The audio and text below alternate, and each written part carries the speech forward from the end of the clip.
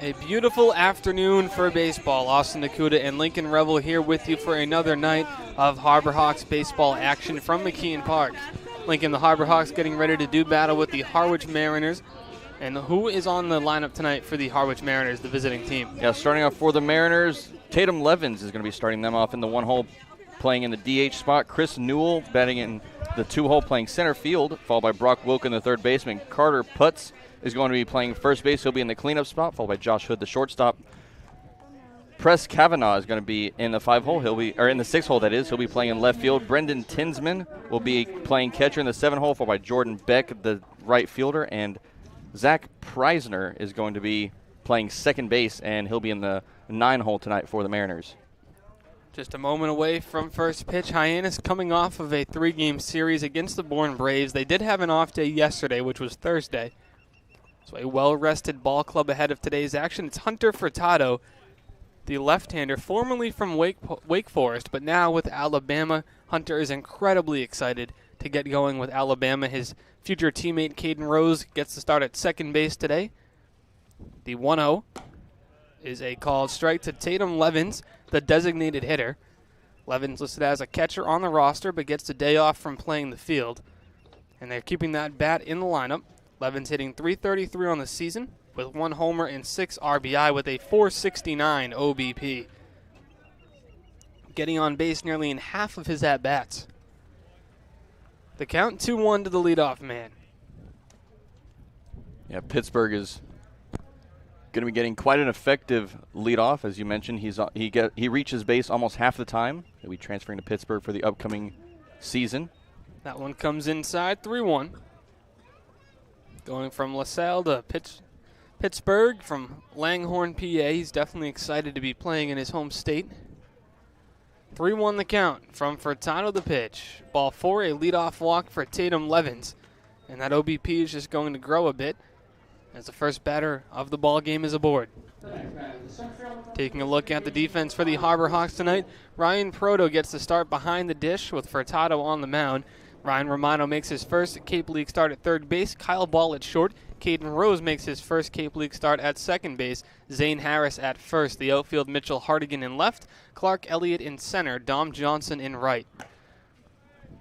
Yeah, this is something we haven't seen. It's interesting to see Romano over at the third base spot, and very interesting to see Rose out at second base. Rose and Ball, a middle infield that we haven't seen so far this season, so I'm looking forward to seeing what they can do. Romano played third base at Florida State a bit, as that one is flown to left center field. Elliott and Hardigan are chasing it. It's going to get down and one hop the wall. They're waving in Levins. Around second, heading to third is Newell. The throw from short to third is not in time. It's an RBI triple by Chris Newell, and the Harwich Mariners have a 1-0 lead. Well, I don't think you can get started any hotter than the Mariners are tonight. Just a very fast start, already up to a 1-0 lead, and just a great hit there from Newell, finding the gap out there and one-hopping the wall. And just a good start for the Mariners tonight. Nobody out here. The leadoff man reached on a walk. He was triple in. That brings up Brock Wilkin, the third baseman.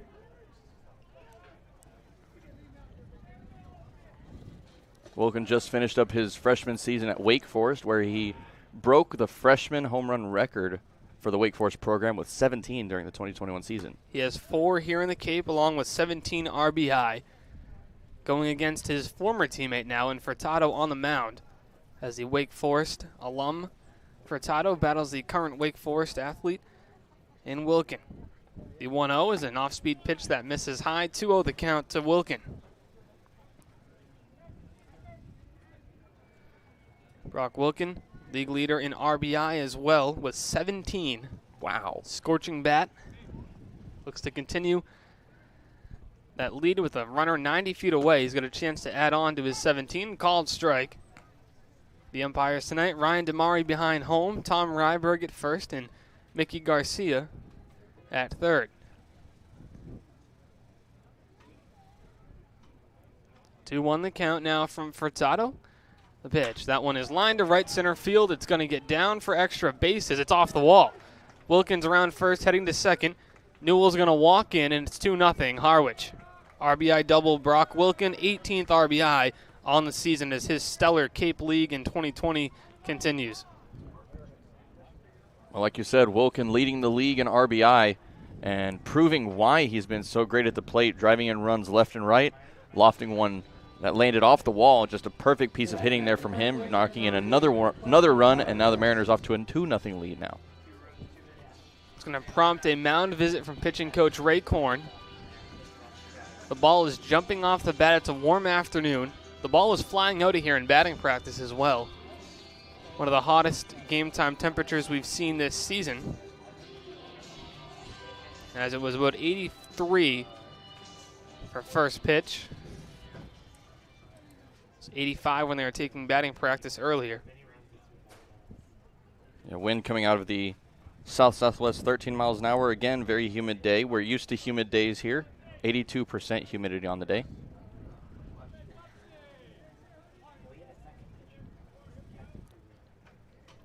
Furtado comes set. That one is hit on a line to third, past the diving glove of Romano. They're going to hold Brock Wilkin at third. It's a single. Off the bat of Carter Putz. Well, the first 4 hitters have all reached base for the Mariners so far. A hot start for them. Harbor Hawks looking for that all-important first out here in the top of the first. That'll bring up Josh Hood, the shortstop.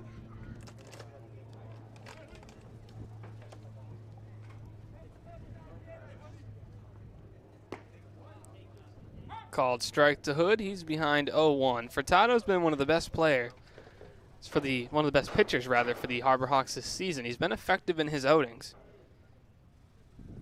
David Furtado on the roster, but he goes by Hunter. The 0-1. That one's chopped foul by Hood.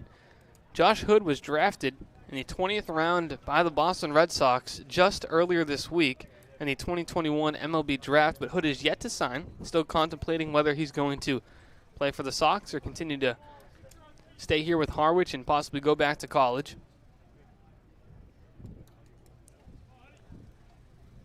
The 0-2 to Hood. Outside, that pitch misses. 1-2. The wind is blowing out as a flag blows towards the bushes and trees out in right center. We've already seen how much of an impact that'll take on fly balls here today. Pickoff move to first. Back in standing is Putz.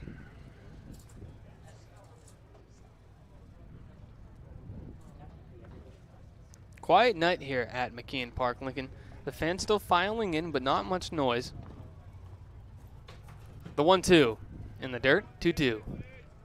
Yeah, the crowd here tonight, it's not, at first pitch, it's not as big as we've seen at other games during first pitch where we've had some pretty crowded attendance, but over here there's a lot of open space so far. The 2-2 is a breaking ball off the foot. They're going to call that a foul ball. Hood's already on his way back to the dugout. How is that a foul ball? He swung, and he did not connect with it. Well, Damari down at home plate was calling him out, and then Garcia behind second base called time. I guess it was just because it hit him. So it hit him, and he swung. So that returns the runner to first base, I guess, and then he's down on the strikeout. Yeah, I've never seen that happen in person before, so So one away. Josh Hood goes down for the first out of the first inning. That'll bring up Press Kavanaugh, the left fielder. On the season, he's batting .314, 1 homer, 7 RBI. Some good pop from the left side. The 1-0 is a called strike on the inside corner at 93 miles per hour. The count evens up at 1-1.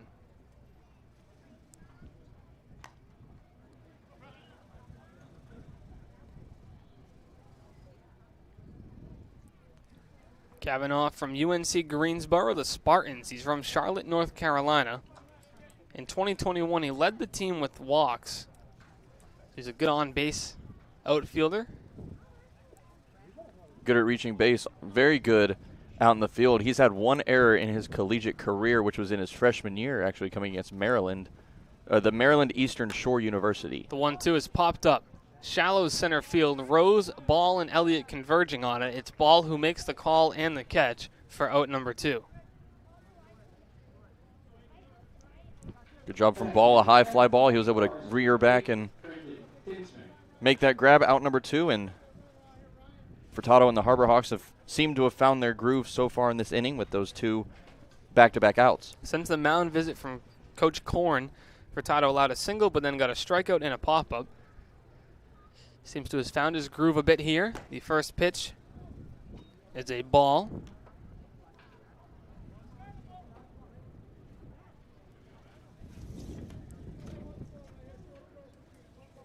Brendan Tinsman, the catcher from Wake Forest, chops that one foul. Another Wake Forest player, another former teammate of Hunter Furtado. The Harbor Hawks in their red uniforms and the camouflage cap, which the Cape League teams, the home teams, wear on Fridays to honor the men and women serving. The count 1-1 to Tinsman. Pickoff move to first just to keep the runner in check. Puts at first, Wilkin at third with 2 away. The count 1-1 to Tinsman. The pitch off the plate and high, 2-1. The Harbor Hawks coming off an 8-7 loss against the Bourne Braves on Wednesday. Both teams had an off day yesterday, which was Thursday. Harwich and Hyannis did not have to play. The 2-1. Misses low, 3-1 the count. 94, the hardest pitch Furtado has thrown tonight. And in that game on Wednesday, the Harbor Hawks had the lead for a good bulk of it. But unfortunately, the Bourne Braves just battled back, showing why they're in first place in the West. As that 3-1 is hit the left field, it's going to stay fair for a base hit. In comes Wilkin from third. They're going to wave, puts around from first. The throw from left field is cut off by Ball, and it's a 2 RBI double off the bat of Tinsman, which extends the Harwich lead to 4 here in inning number 1. Well, we've seen a couple of big innings for the opponents against the Harbor Hawks this season, and this is another one. 4 runs in the opening inning. And that third out starting to be elusive once again here for the Harbor Hawks. That'll bring up Jordan Beck with 2 outs. Tinsman on second base.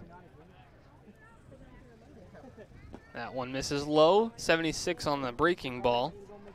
The Harbor Hawks have a handful of new players. We'll likely see a couple of them in tonight's ball game, mostly pitchers so far, as we had 8 players either drafted or signed, as that one's chopped down the third baseline and foul.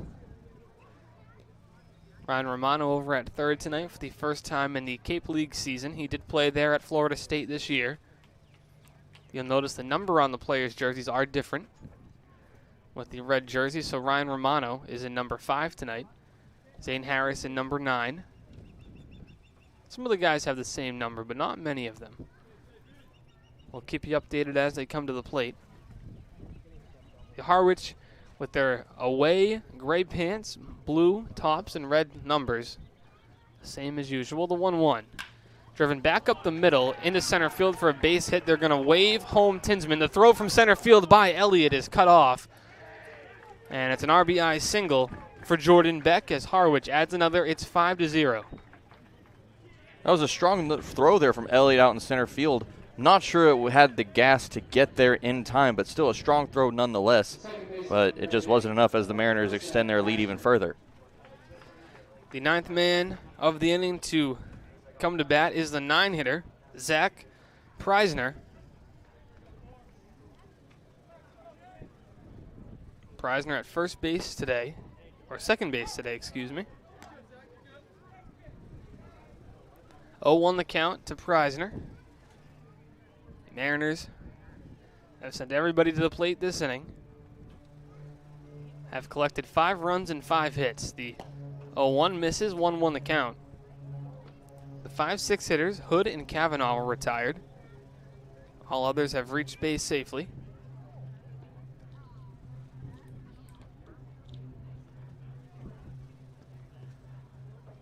Furtado comes set. Takes a look at the runner at first, a long pause. longer pause, and the 1-1 is on its way. The runner goes. An off-speed pitch throw to second by Proto is not in time. A stolen base by Jordan Beck puts another runner in scoring position as the Mariners look to extend their lead even further. Strong throw there from Proto down to second base. If it had stayed in the air and not taken that hop to where that was Ball had to dig it off the air and then try to make the tag, I think it might have been a closer play there, but since it went off the ground, it just wasn't there in time. It was an off-speed pitch, so he was able to get even better of a jump. And anytime there's an off-speed, a breaking ball like that, around 78 miles per hour, which was that pitch, you're almost not going to have a shot. Yeah, still very impressive that he got it there and made it as close as he did, though. 2-2 the count to Preisner. Preisner from Notre Dame was named to the 2021 ACC All-Tournament team. The 2-2 is driven to left field for a base hit. They're going to wave home Beck. The throw from left field by Hardigan is not in time as it is a little bit up the line. RBI single or double. We'll see if that's scored.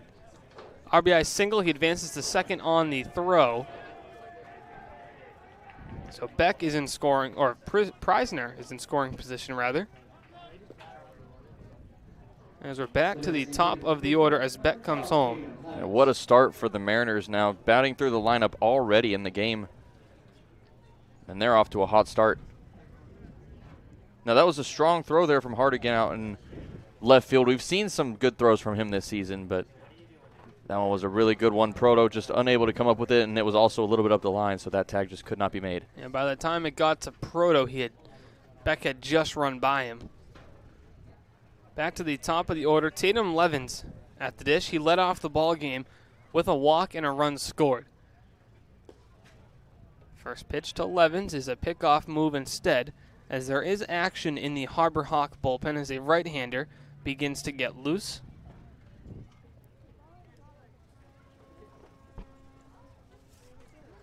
That one's chopped foul on the ground.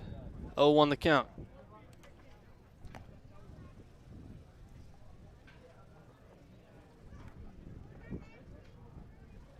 I want to see what number is on that guy in the bullpen, but with the red jerseys and some of their numbers being different. It starts with a 3, I can tell you that. Yeah, it's 37 on the jersey, but there's no 37 on the roster. Breaking ball called strike. Good pitch there from Furtado.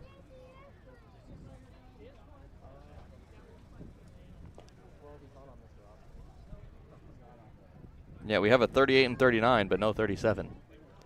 The red jersey is different than the typical Harbor Hawk uniforms, as that one's tapped foul. He stays alive.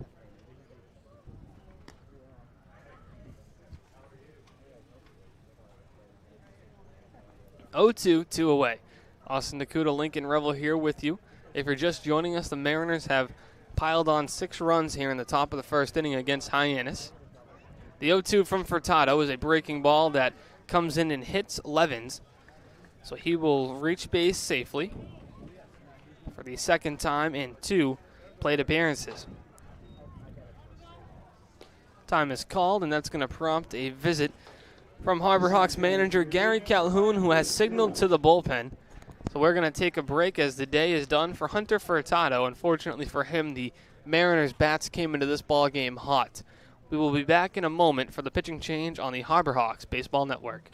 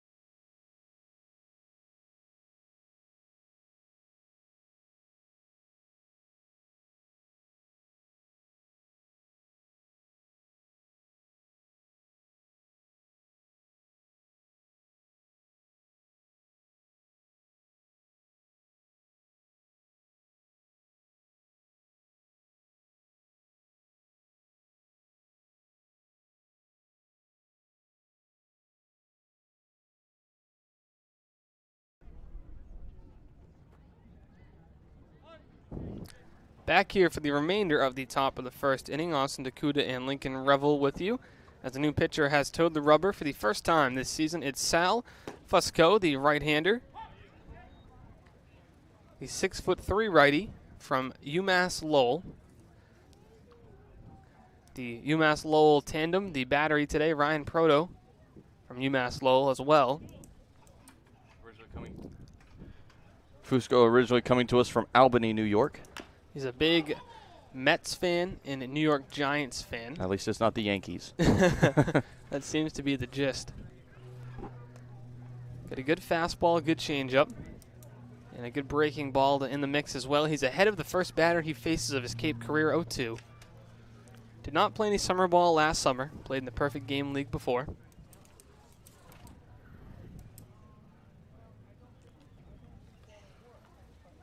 The 0-2. That misses. 1-2, 93 on the fastball. Good pitch there by Sal. Tough situation to come into for your Cape League debut. Runners on first and second. The Mariners have already put up 6 in the inning. The 1-2. Breaking ball hit to right field for a base hit. They're waving home Preisner. They're waving home Levens. The throw in is by Caden Rose, so a 2 RBI double for Newell.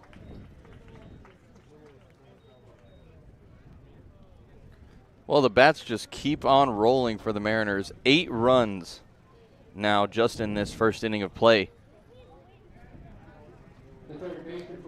Newell already with 3 RBI on his night, a double and a triple, and we're still in the first inning.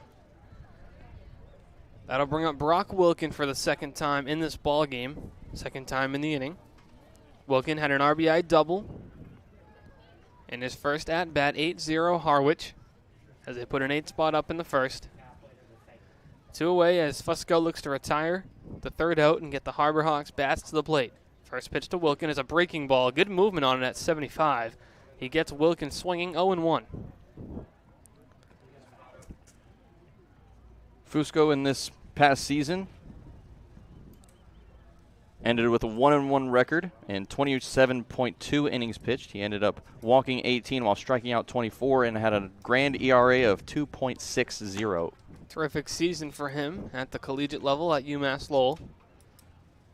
As mentioned, Ryan Proto, his teammate, he said he loves when Proto's catching him. He's a great catcher, calls a great game. Seen a couple of outstanding games from Proto. Hasn't been on the. He's just started making full appearances just a few games ago, but he's been doing really well so far. The count 1-2 to Wilkin. Wilkin, the RBI leader now with 18.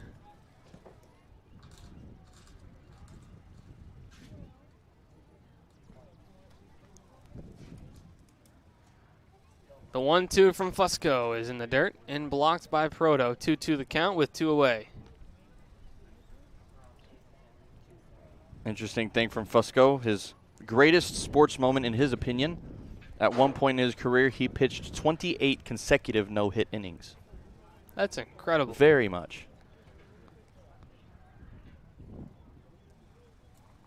The 2-2. Swing and a miss. The inning is over. The Mariners bats are on fire as they spot 8 in the top of the first. Bottom of the first on its way on the Harbor Hawks Baseball Network.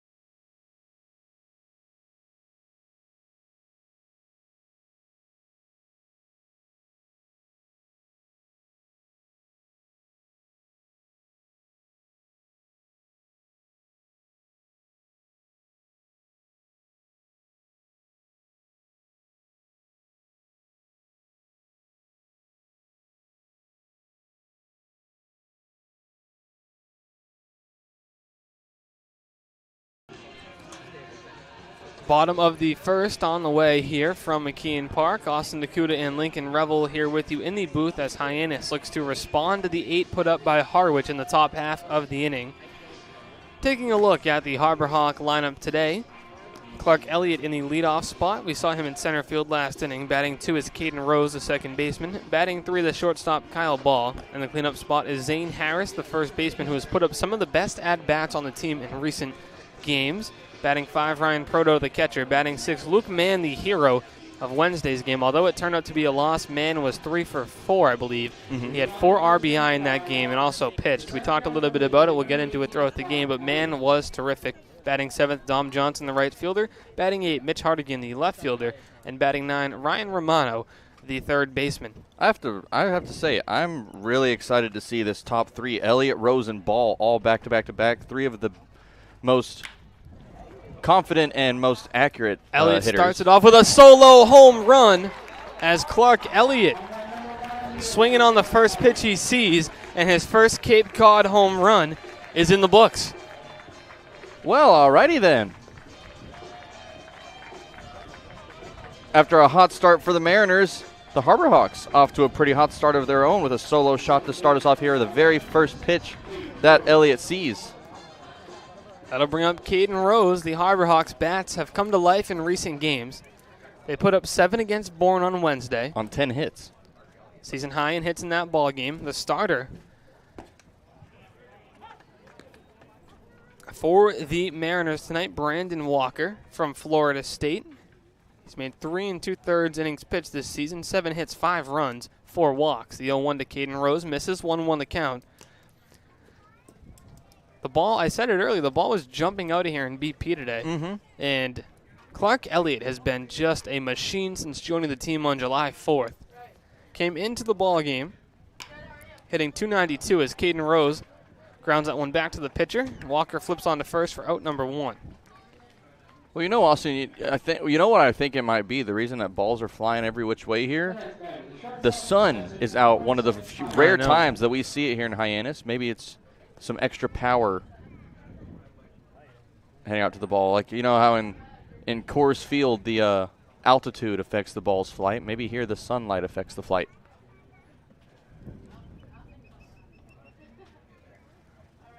Kyle Ball at the plate now with 1 away. He takes 1-0 the count.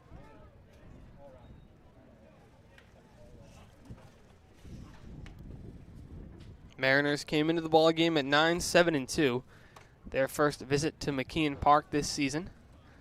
We have played them before. It was a 4-2 loss in Harwich at White House Field.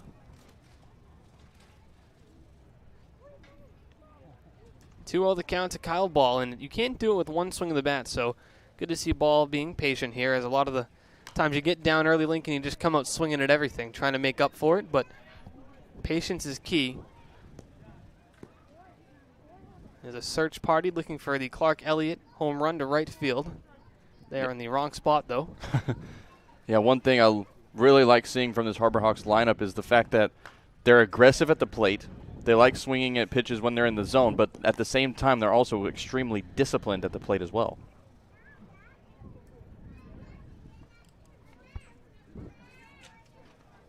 Two the count to Kyle Ball.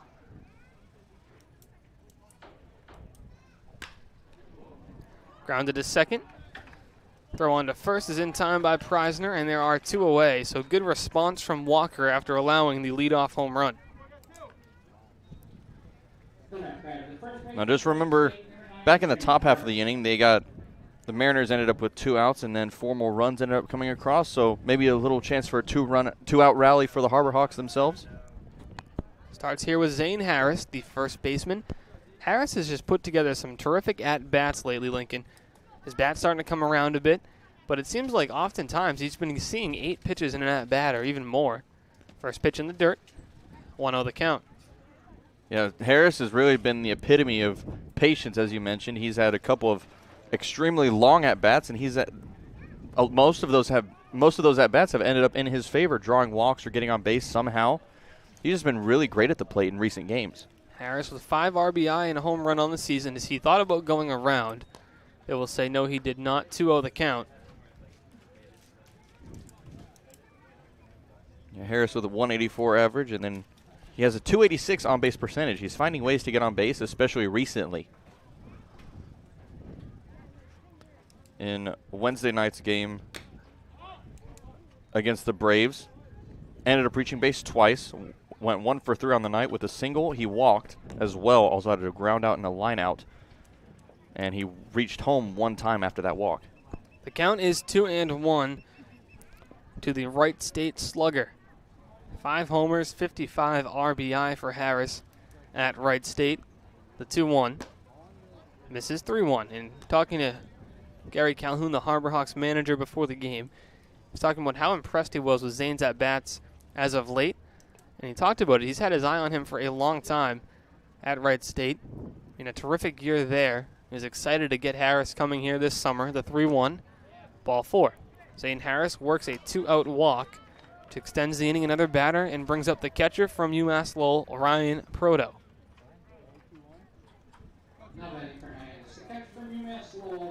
As we mentioned, Harris has just been finding ways to get on base recently, and just another example of that as he draws a walk there with 2 away. And now Proto, who's put together a pretty impressive last few games, batting .200, 2 for 10 on his season so far. For those of you joining us, the Mariners struck for 8 runs in the top of the first. A walk by Levens, an RBI triple by Newell, RBI double by Wilkins, a single by Putz, a couple of outs recorded by Furtado, the Harbor Hawks starter, followed up by a 2 RBI double, an RBI single, another RBI single. A long inning put together by the Mariners. The 1-0, that one misses. 2-0, and then for the Harbor Hawks, solo homer by Clark Elliott gives them their lone run of the ball game. We're still in the bottom of the first. First pitch was about 35 minutes ago. The 2-0 to Proto. That misses, and it's 3-0. I'd say, Lincoln, I won't even ask you this time. I'll just say it, a hard red light here on 3-0. Oh, yeah, definitely. Walked Harris last at bat. He's 3-0 now. Make him throw you a strike. Especially with the guy on deck, Luke Mann. The 3-0 to Proto. Misses for ball 4. Back-to-back 2-out walks for Hyannis, and they're looking to put together a little rally here in the bottom of the first. Now, what I have to say for Mann, very important here. If it were me, I don't know what Gary Calhoun has told him, but if it were me, he's not swinging until a strike comes across the plate. Hard red light until that first strike comes in. Travis Poole, the team's hitting coach, over at third. The manager, Gary Calhoun, at first for the Harbor Hawks. Luke Mann at the dish. The star of Wednesday's game at Bourne. 3 for 4, 4 RBI, a solo homer, a 2 RBI double, an RBI single. Worked a clean 8th inning on the mound, and then in the 9th retired a batter, but unfortunately an error and a base hit gave Bourne the win. Can't fault Mann at all. He did his part for sure. 1-1 the count, 94 from Walker on that fastball. Yeah, Walker able to reach up to 96, maybe higher at some times, but he seems to sit around the mid-90s, 94 to 96. And I also, speaking of Mann, I actually talked to Coach Calhoun before today's game, and he told me that we can expect to see more of Mann on the mound in the next coming games. He was very impressed with what he saw last night. He's been looking at him to pitch for the past week or two, and after last night's game, he told me that we can definitely expect to see him on the mound more. The count 1-2 to Luke Mann with 2 away. Harris on second, Proto at first after a pair of walks with 2 outs. The 1-2 from Walker, inside, 2-2. Now, Brandon Walker played summer ball last summer out with the Coastal Plains League, and listen to the mascot listen to the team he played for. You might know this, the Savannah Bananas. The Bananas, those Good are old one of Bananas, the most famous social media teams. The Love 2-2 with 2 away. Mann drives that one to right field. He pulls it foul out of play. So we'll have to do it again on 2-2. There was no lucky hat shake on that one, Lincoln, but you have it now. So for those of you who don't regularly follow the broadcast, with 2 outs in the inning, with Hyannis up and the count being 2-2, so 2-2 with 2 away, Lincoln has a hat that he'll shake. It's supposed to be good luck. It was shaken during that solo home run on Wednesday night's game. The 2-2 from Walker. Mann pops it up mile high to shallow right field.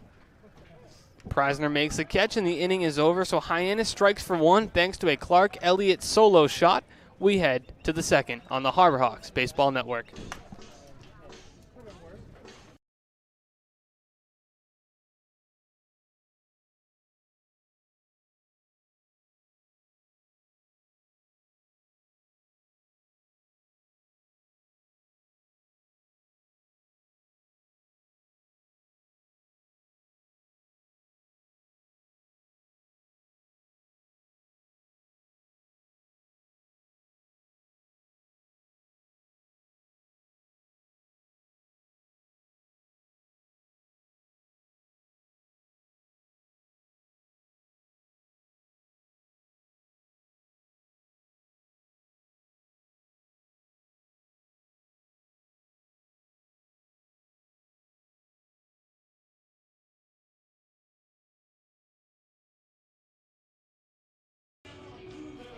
Back here for the second inning, but before we get started, we want to take a look at our pregame interview our sideline reporter Taylor Farmer did with last ball game starter Adrian Saravo.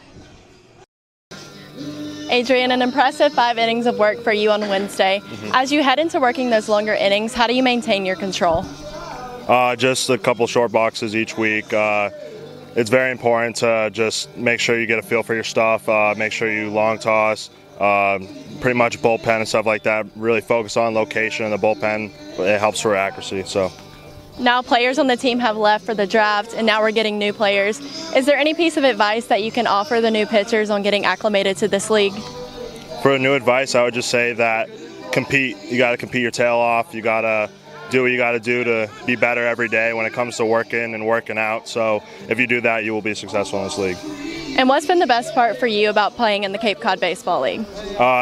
The best thing about playing baseball in Cape Cod is just every start is just looking forward to just having fun and dominating the game. So. Right. Well, thank you. Yeah, of course. Thank you. Here at McKeon Park, alongside Adrian Saravo, I'm Taylor Farmer, Harbor Hawks Baseball Network. Adrian Saravo, just one of the nicest guys on this Harbor Hawks team and one of the best ball players we have, as he's had a stellar season on the mound. Saravo also joined the Birds the Word podcast, which will be out later. Back on the mound is Sal Fusco as that one's hit on the ground to third, picked by Romano. The throw across the diamond in time. 1 pitch, 1 out to start the top of the second. Hard hit ball there from Putz, but a good job from Romano over at third, picking that one up on one hop and then throwing a dart over to Harris over at first base for that first out. Sal Fusco came out of the pen in relief of the starter Hunter Furtado. With 1 away, he'll have to face off against Josh Hood. 0-1 the count to Hood, the shortstop. Drafted in the 20th round by the Red Sox. Fusco, the environmental science major, a junior at UMass Lowell, as we mentioned, from Albany, New York.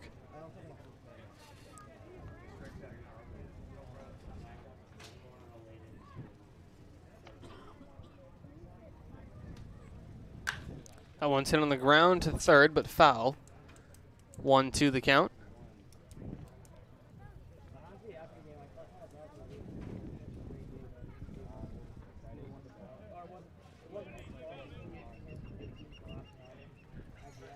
The windup and the pitch, the 1-2. Breaking ball called, strike 3. Sal Fusco with the punch out. And there are 2 away. That's a beautiful breaking ball there from Fusco. A great second out, too. Josh Hood now down to 0 for 2 with a pair of strikeouts. And a fantastic breaking ball there. That'll bring up Press Kavanaugh, the left fielder. Kavanaugh popped up too short for out number 2 in that long first inning. First pitch called strike, backdoor breaking ball. He said he likes to throw that pitch a lot for a strike. A lot of guys will just pinpoint their fastball, but he's a guy who can pinpoint that off-speed breaking ball as well. The 0-1. That same pitch is chopped down the first base line and will kick foul, 0-2. Yeah, I have to say, if you can pinpoint that breaking ball and throw it across the zone where you want it to be, throw it as much as you can. It's a beautiful pitch. It's a deadly pitch at that. The count 0-2 to Kavanaugh. Fusco came in, allowed a double, then got a strikeout, ground out, and now a strikeout. Retired 3 batters, looking to retire a 4th. The 0-2 is fouled straight back off the netting.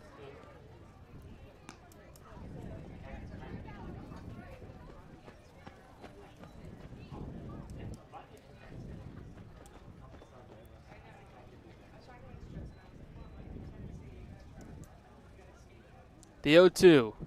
Line straight back again, same spot. He's just behind the fastball.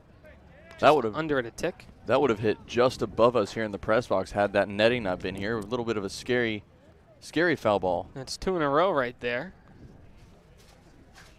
The windup and the 0-2 on its way is a breaking ball back to center field. Elliott retreats a couple of steps and makes the catch for the 3rd out. 3 up, 3 down. Sal Fusco looking good out of the bullpen. We head to the bottom of the 2nd.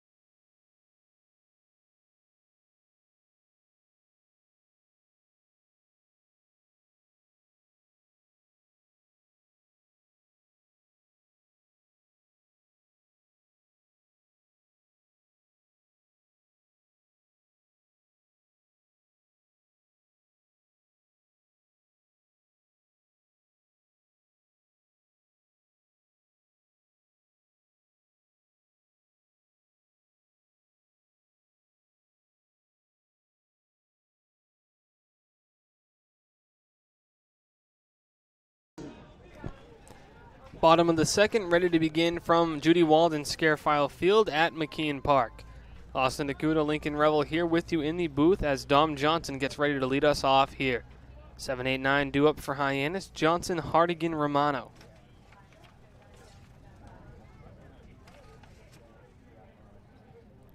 Walker back on the mound as he fires in a strike. 0-1 the count. Johnson has had a couple of games off. His last game coming against the Bourne Braves on Monday night. Grounds out one to 3rd. Picked on a hop. The throw to first is a bit high, but coming back down on the bag for the out. Wilkin was able to get it there. And Putz was able to come back down on the bag. Yeah, good job from Putz being able to come up with that ball and then land right where he left off from. Hard hit ball from Johnson, but sadly just couldn't get through for a base hit, 1 away. That brings up Mitch Hardigan with 1 out. That one, a fastball misses, 1-0. 8 runs on 7 hits, no errors for Harwich.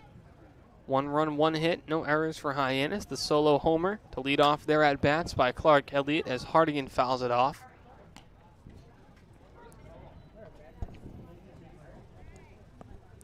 1-1 the count to Mitch Hardigan. The left fielder. He drives that one back to center field. That's going to get down for extra bases. It 1 hops the wall.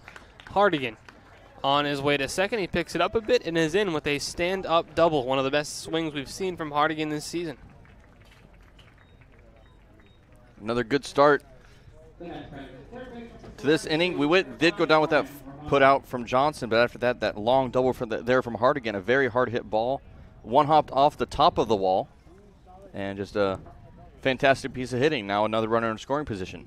Second double of the season for Mitch Hardigan, which brings up the third baseman, Ryan Romano. His first at-bat of the game tonight in the 9-hole.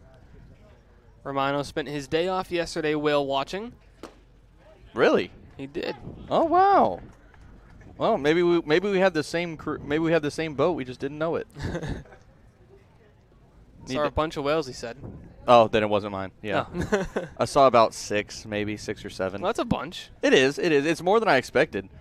But it's less than how people have described it to me. I thought there'd be a lot more, you know? Because they were all what people had said to me was that once you see one, they all start to come up and you can see them all over the place and all that stuff. Interesting. I've never been whale watching.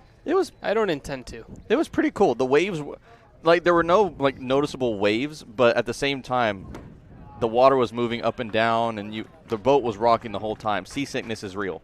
Romano goes down swinging for out number 2, which brings us back to the top of the order in Clark Elliott.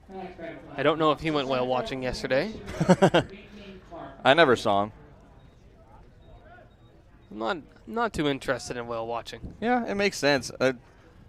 I know a few people that wouldn't be interested because it's, out in the middle of the ocean. I mean, you're paying money to hope you see something in the water. Yeah, that's true. That is true. You might not see anything. Could go home empty-handed. Yeah, there are a couple. We read a couple of reviews on the place where we went where people were saying they didn't see a thing. Ooh. But the place where we went to yesterday, it was like a reserve almost. Mm-hmm. And so they said that a vast majority of the time there's at least a few whales. Well, that's good. Elliott had, of course, a solo homer to lead off the Harbor Hawks' first set of at-bats. 1-1 the count now to Elliott. His bat has picked up. Took him a couple games to get adjusted down here, but, wow, he is adjusted. Oh, yeah. He has one of the hottest bats for the Harbor Hawks. And if I remember correctly, he has the highest on-base percentage, I think. Highest batting average, I believe, as well. 1-1 the count to Elliott. Walker fires, and Elliott hits that one in between short and third for a base hit. They're going to wave home Hardigan. Here comes the throw from left field. Good decision to pull up. Elliott diving back to first. He is out. They got Elliott to end the inning. The throw was cut off by Wilkin. They fired to first. Elliott was taking a big turn, and he is nabbed. Elliott gets a single. 7-5-3 on the putout. Inning is over. Heck of a catch there by the shortstop Hood, and I'm sure that Elliott thought that ball was going to get past, but he ended up nagging that one out of the air. The inning is over, and we head to the third. Back in a moment on the Harbor Hawks Baseball Network.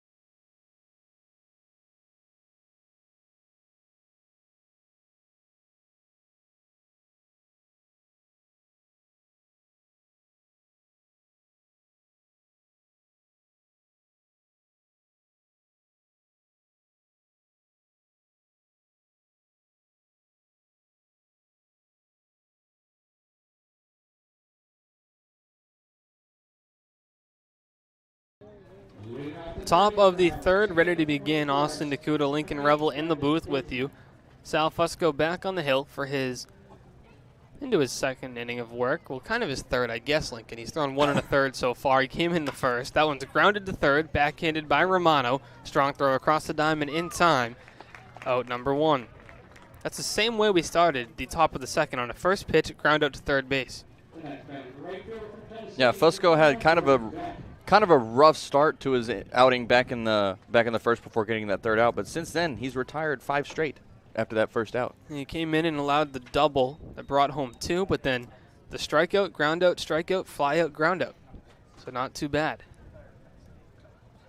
He's quickly found his groove, and he's been very good at the plate so far in this outing. That brings or up at the mound, sorry. Brings up Jordan Beck, the right fielder.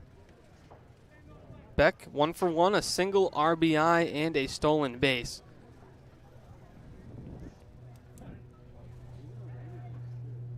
The 0-1, breaking ball, kind of a half swing, but he went through. 0-2, and that breaking ball is coming in on the righties and just diving over the plate, and an incredibly tough pitch to hit. Fusco has to be very happy with how he's performed so far. Yeah, that's a nasty pitch that he has, and like I said, if you can place it, throw it. The 0-2. Did he go? They'll say no swing ball. 1-2 the count with 1 away. And I think part of this is the comfort between the catcher Proto and Fusco the pitcher, both from UMass Lowell. Good teammates. So you know that they already have some experience, some chemistry with each other. So Fusco talked about that before the game. He said he's very excited to play with Proto. They have that rapport already. That one's foul, tipped off the umpire. Right off Ryan Damari. He'll get a second to regroup. Looks to be all right.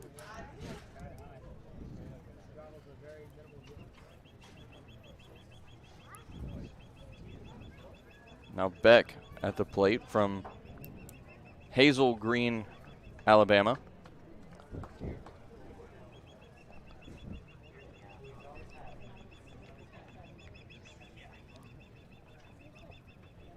One, 2 the count.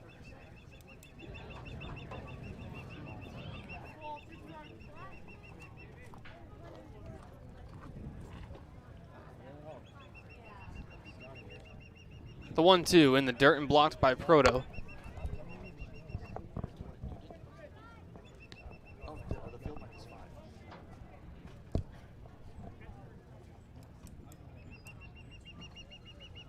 Two the count to Beck.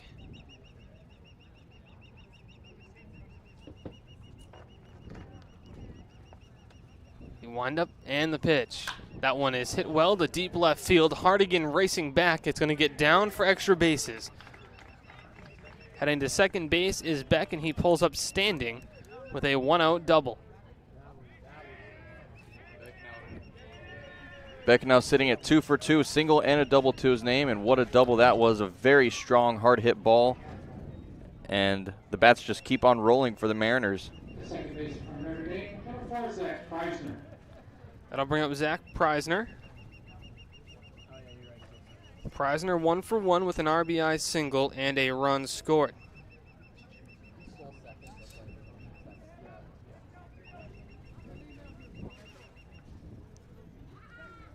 Fusco ready to go here and try to keep the deficit where it is. 8-1 Harwich leads. Back on second. Breaking ball, called strike, 0-1. That one at 74. Really slowing it down a bit, finding the zone.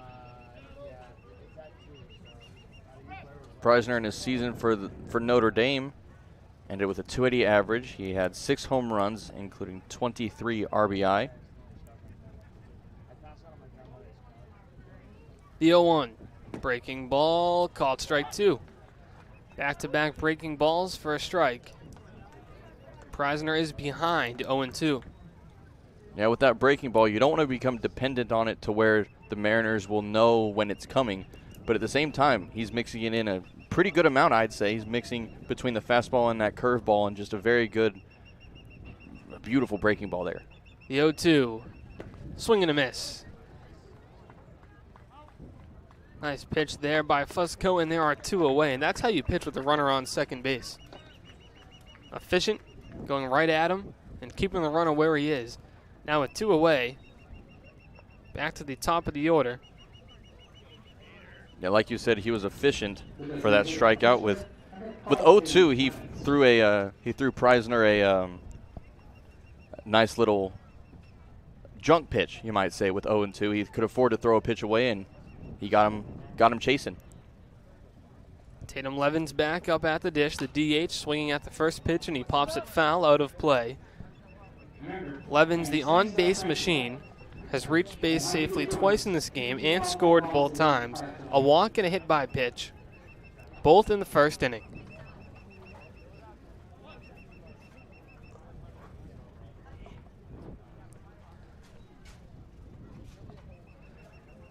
Long pause from Fusco, and he fires the 0-1, a breaking ball, nabs the outside corner for strike 2. Seems like the zone a little bit wide, but not a bad thing for the Harbor Hawks. I think in an 8-1 game a little bit, you can let those pitches find the zone, even if they're a little bit off the plate. Yeah, exactly, yeah. Still early. The Harbor Hawks are still in this ball game. It's an offense that had 10 hits against Bourne. The 0-2, fastball, good spot, just missed too far inside. That ball is a little bit more inside. You might be able to get the lefty swinging on that. Now in that game against Bourne back on Wednesday, we were off to a 1-0 lead up until the 4th inning, and then like usual for the Harbor Hawks, our bats started to pick up in the latter innings. The 6th and 7th, we scored 5 runs in those 2 innings alone. 1-2 grounded back to Fusco. He nabs it, flips on to first. The inning is over. Another good inning out of the bullpen in Sal Fusco's debut. We head to the bottom of the 3rd. Harbor Hawks looking to bring the bats alive here from McKeon Park.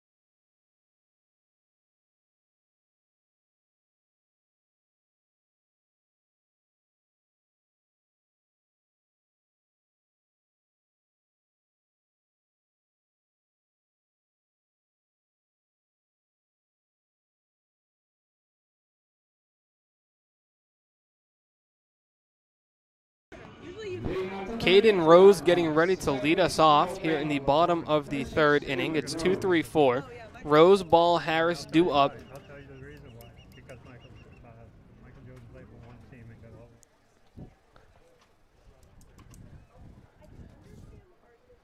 Walker back on the mound for the Mariners. He fires a breaking ball from the stretch, a called strike, 0-1. Yeah, Rose is a guy that you really want in that top part of the lineup, especially with a guy behind a guy like Elliott, batting 188 on the season, but he has the 3rd highest OBP on the team. Rose pops this one up a mile high. Brock Wilkin makes the call and the catch for out number 1. Just got under it a bit.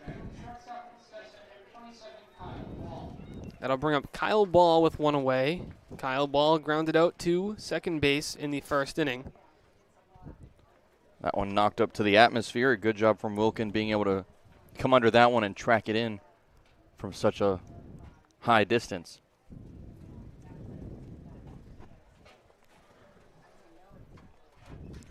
Ball attends Stetson University,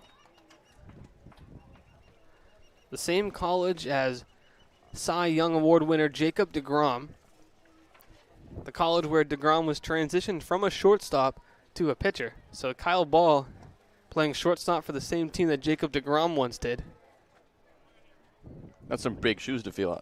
Big shoes to fill, I think. Even though DeGrom moved to pitcher. Yeah, yeah. I mean, he has been one of the best pitchers. He's probably the pitcher of our generation, Lincoln. Being in our 20s, I'd say DeGrom is the guy. DeGrom, Verlander, Scherzer. Oh, yeah. Yeah, definitely. But DeGrom has been the most dominant the last couple of years. Mm-hmm. Almost like the Pedro Martinez of this era. This ball hits that one to left field. Catch is made out there in left by Kavanaugh for out number 2. You look at the stretch of dominance Pedro Martinez had. Jacob DeGrom, some of the numbers he puts up are pretty similar to what Pedro did. Obviously, Pedro Martinez doing it in an era where, you know, Barry Bonds existed and the guys who hit 60 home runs. And DeGrom doing it in an era where there's Shohei Ohtani, who's threatening to hit 50, and some great sluggers as well. Zane Harris digs in with 2 away.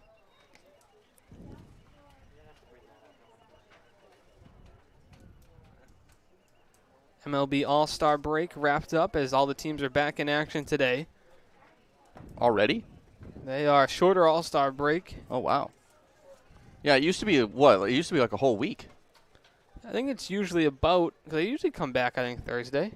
3 days, right? Monday, Tuesday, Wednesday they have off. Yeah. Oh, Friday. No, that's right. They come back Fridays. The Red Sox had an incredibly short break, but the first game of the series got canceled against the Yankees. They were going to play the only game on Thursday night. I don't know why I used to think it was longer. I used to be sure that it was like a Maybe week-long break. I don't know. I know the last couple of years, they got 4 days off this year, Monday, Yeah. Tuesday, Wednesday, Thursday for most teams. The 2-1 from Walker. That's spiked in the dirt. Yeah, because I remember I'd always be disappointed growing up whenever the All-Star break came along because I knew that we wouldn't be able to watch the Rangers for a few days. Is that a bad thing this year, though? No, yeah. We don't.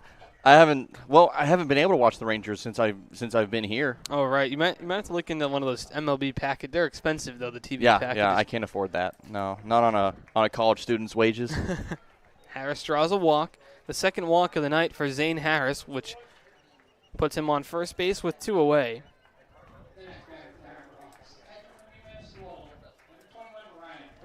This brings up Ryan Proto with 2 away. The Rangers do have their handful of all-stars, Gibson, Garcia, Gallo. Yeah, we have I'm surprised with our starting rotation, really, our bullpen. Like, it's coming together. Our bullpen could still use some work here and there. But I'd say that we're starting to come together, and, you know, Gallo for sure becoming one of the big hitters. Just made his appearance in the home run derby. Almost came back to win that first round, but he just came a bit short. Gallo's become one of the best power hitters in the game. I will say, it is a little disappointing how it seems the only hits he can get are home runs. Sometimes that's not a bad thing. It's not. No, You'd like no. a little more than him to bat 210, though. If he could maybe exactly. bat 250, he'd be in business. Yeah, you love a lot of home runs, but you also want some base hits here and there. Just 1 or 2. Yeah, you know? yeah, of course. Ryan Proto ahead 2-1 with 2 away. Proto walked in his last at-bat in the bottom of the first.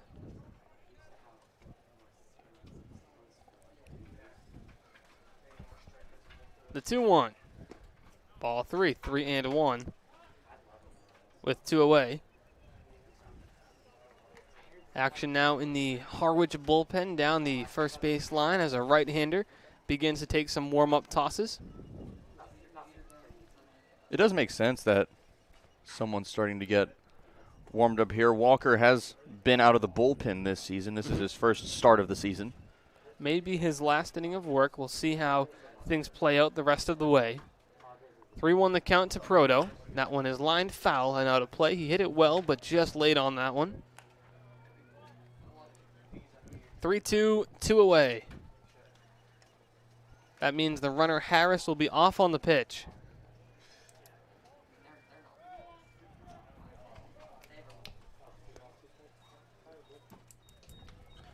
In the bullpen now for the Mariners, that's going to be Wyatt Scotty getting Harris off on the pitch. It's fouled back. Count will remain full, and Harris will have to walk all the way back to first and start again. Getting a little workout in. We saw Caden Rose do that, I think, 4 times in one game. Yeah.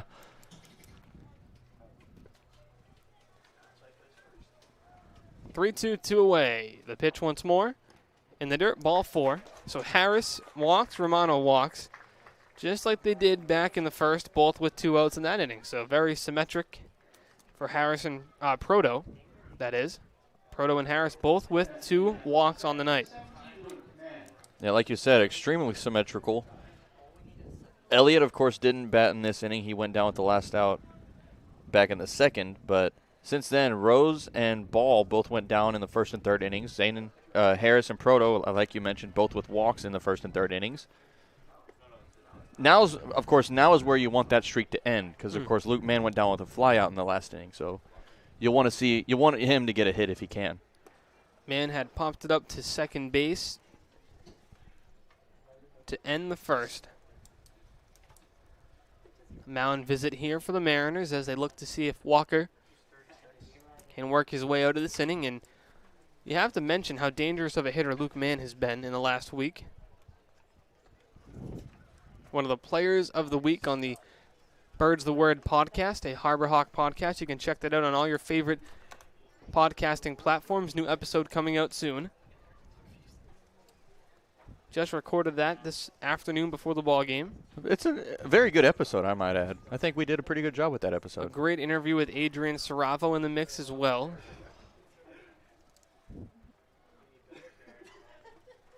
Luke Mann with a homer, 6 RBI on the season. 4 of those came on Wednesday.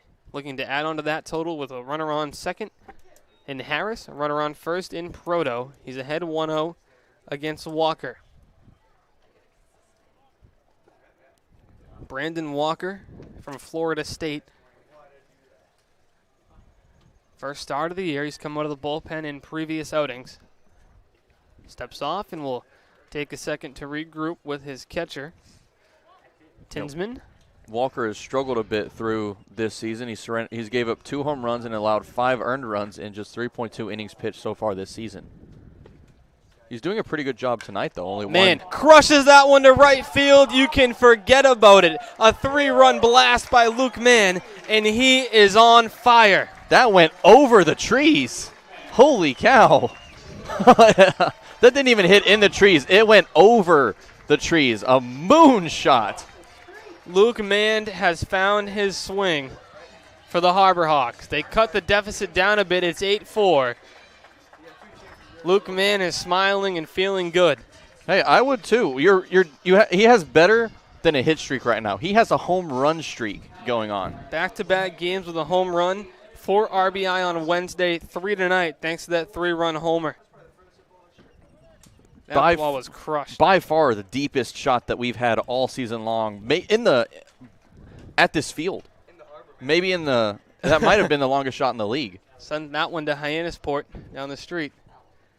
That brings up Dom Johnson, and Walker spikes that one. His day may be coming to an end. Yeah, he's been good up to this point. Gave up that 3-run home run, and I think you might be right. His day might be done if he can't get this. If he can't get Johnson out here, I think they might be calling the bullpen after this at bat. 1-0 to Dom Johnson. Walker comes set, fires another pitch in the dirt. That's back-to-back that have bounced before home plate. 2-0.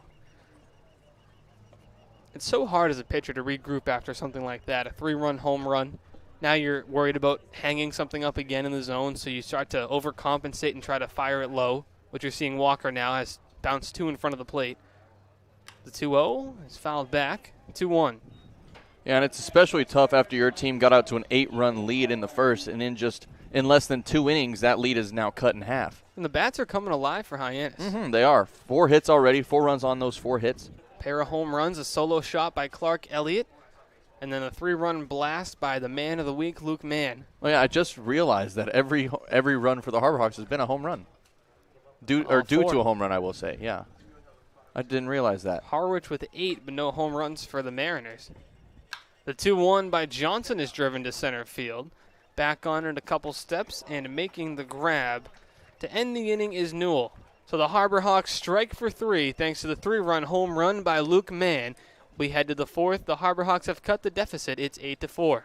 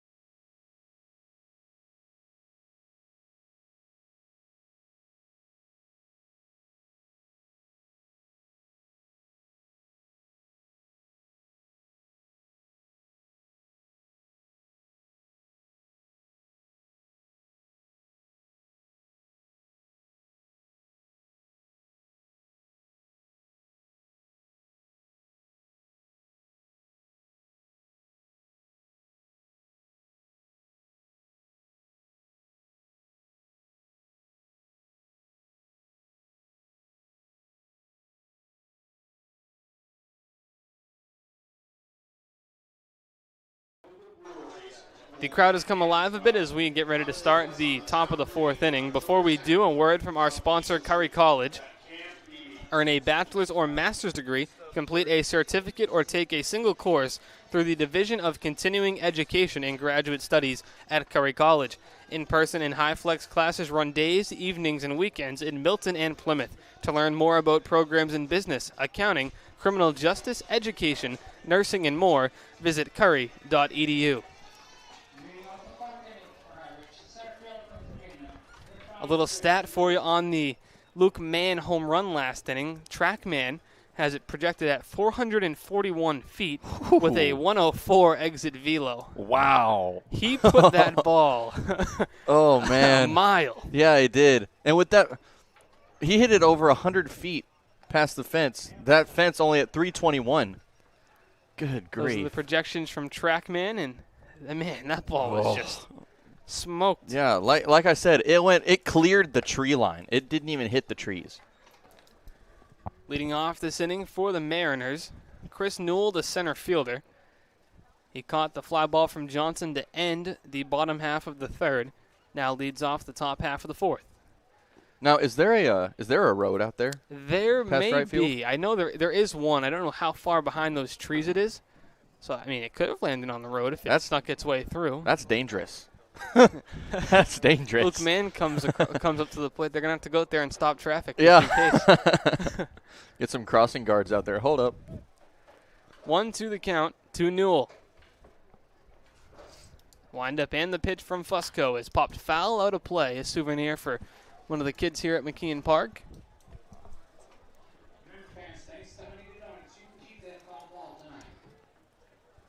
1-2 the count to Newell.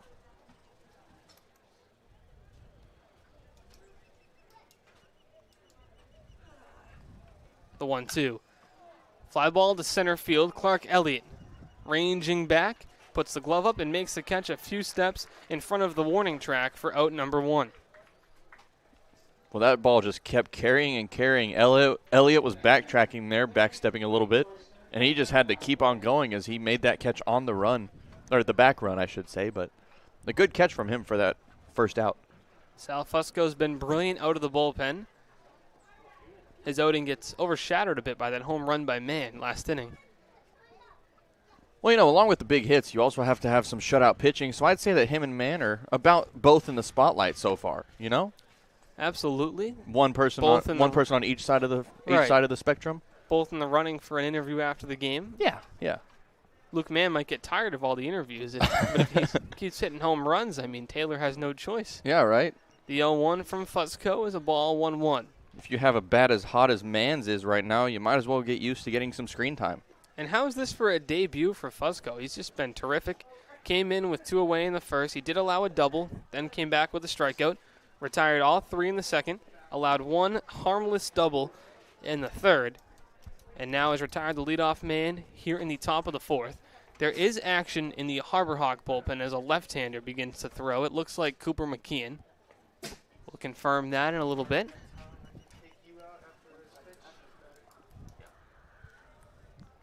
The 1-2 to Wilkin. Popped foul as Brock Wilkin continues to battle. Wilkin 1 for 2 with a double and an RBI. He also has a run scored. Now, what I will say is that Fusco had 13 appearances for UMass Lowell this past season. He went 27.2 innings. So I'd say this is longer than most of his outings have been. Yeah, 2 innings, 1.2, 1 inning. He's gone about 1 inning. There's a couple with less than an inning. He has 3 with 3 innings pitched. That seems to be about where his max may be. They're asking him to do about 3 1/3 tonight, unless McKeon comes in at any point this inning. So he got the the third out in the first inning. The 1-2 to Wilkin. Fastball that misses outside, 2-2. And I think having Ryan Proto behind the plate has helped him tonight, as you have a catcher who knows your stuff and you're comfortable with.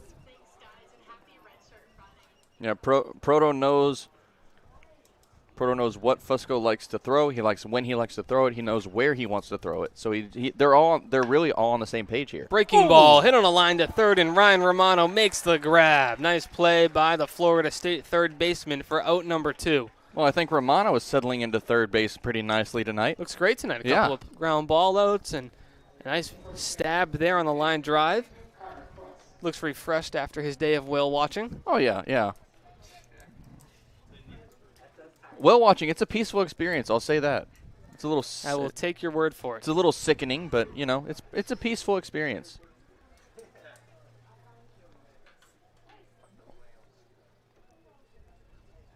Carter puts back at the plate with 2 away.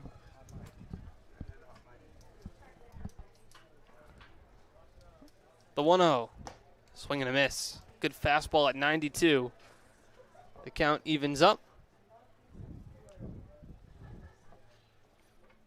1-1 with 2 away as Fusco looks to retire the side in order. 1-1 is fouled back, and he's ahead again, 1-2.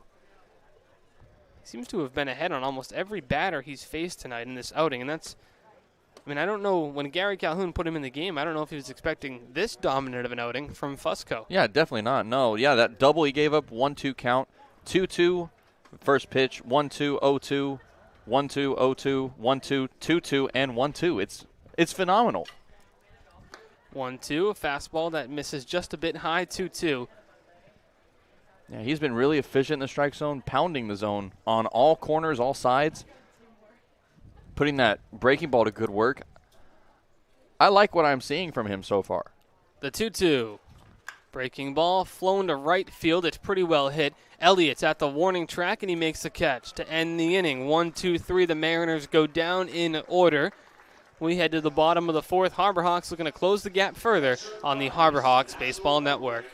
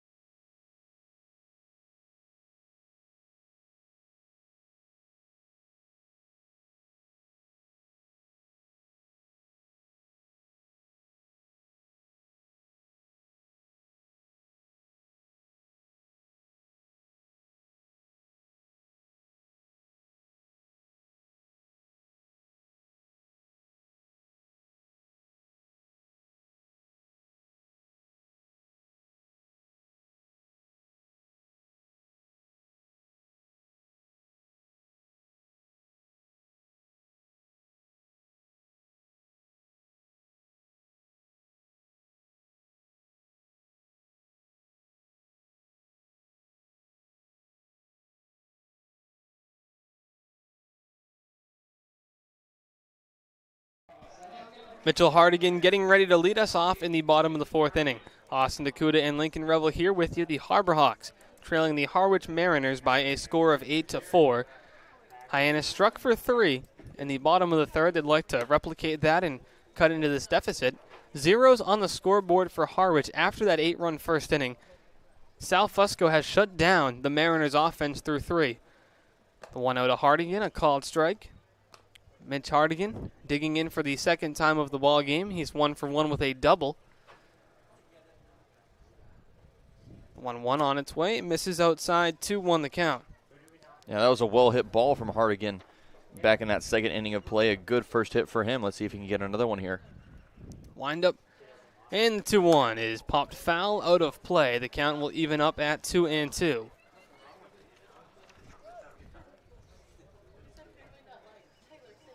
Wyatt Scotty on the hill now for the Mariners. As the day is done for Brandon Walker, the starter, the 2-2 cut on and missed for out number 1. Hardigan could not connect with the breaking ball.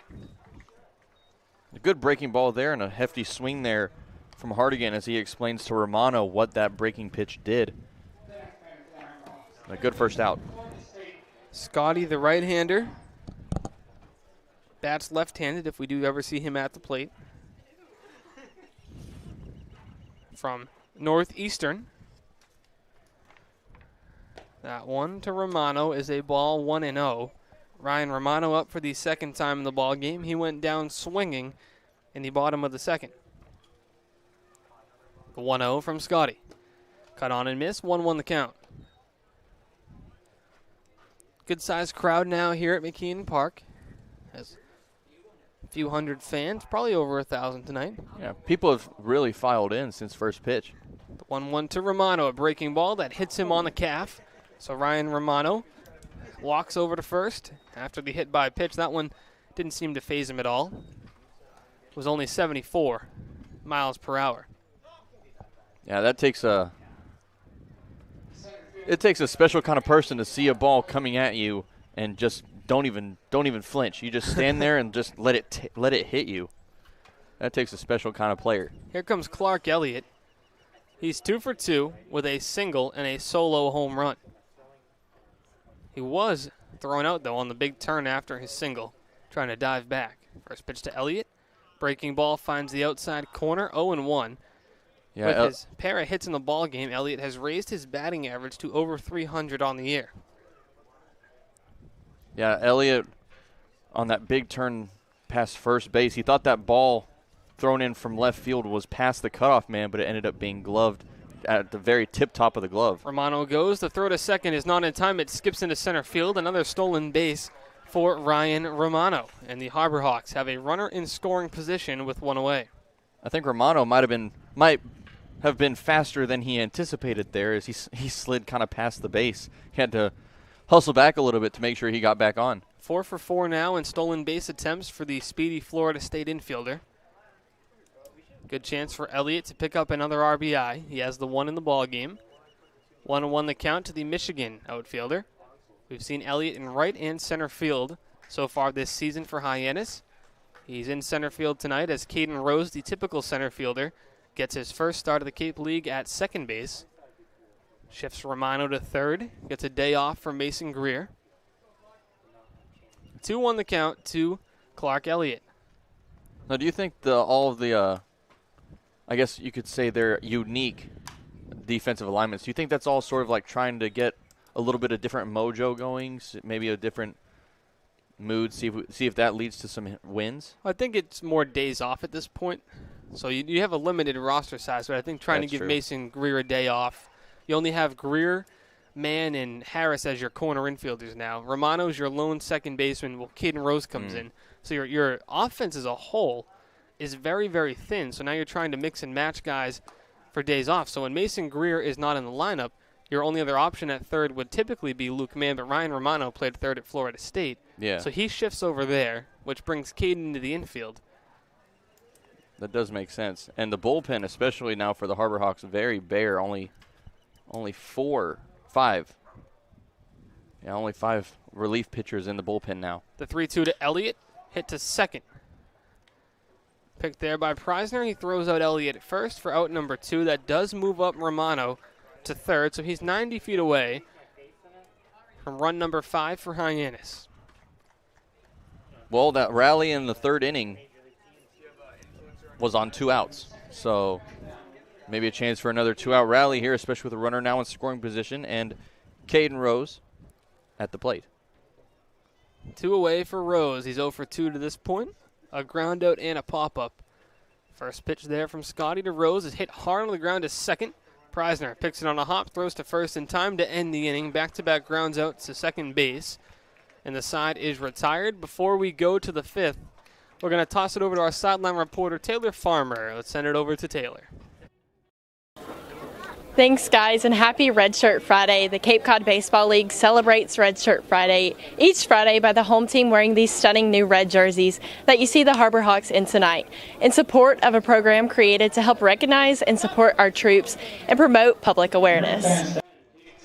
Thank you very much, Taylor. The 5th inning just moments away on the Harbor Hawks Baseball Network.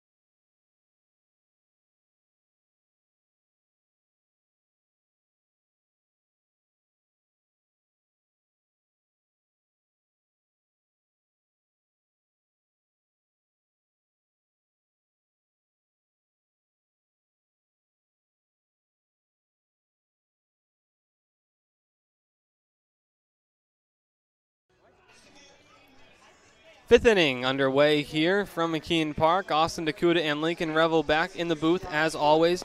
Lincoln, another good ball game for the Hyannis offense to this point. They've sported 4 runs. Solo homer by Clark Elliott, a 3-run homer from Luke Mann. Unfortunately, Harwich struck for 8 in the first inning, which puts them ahead 8-4. Sal Fusco back on the hill here. 3 1/3 innings pitched already for the righty from UMass Lowell, and he's been impressive in this ballgame. Yeah, he's already surpassed his season high. His season high was 3 innings at UMass Lowell, but already 3 1/3 now, and he's been, as you mentioned, he's just been great on the mound so far. That breaking ball is working for him. Been really effective pounding the zone, and he's been great.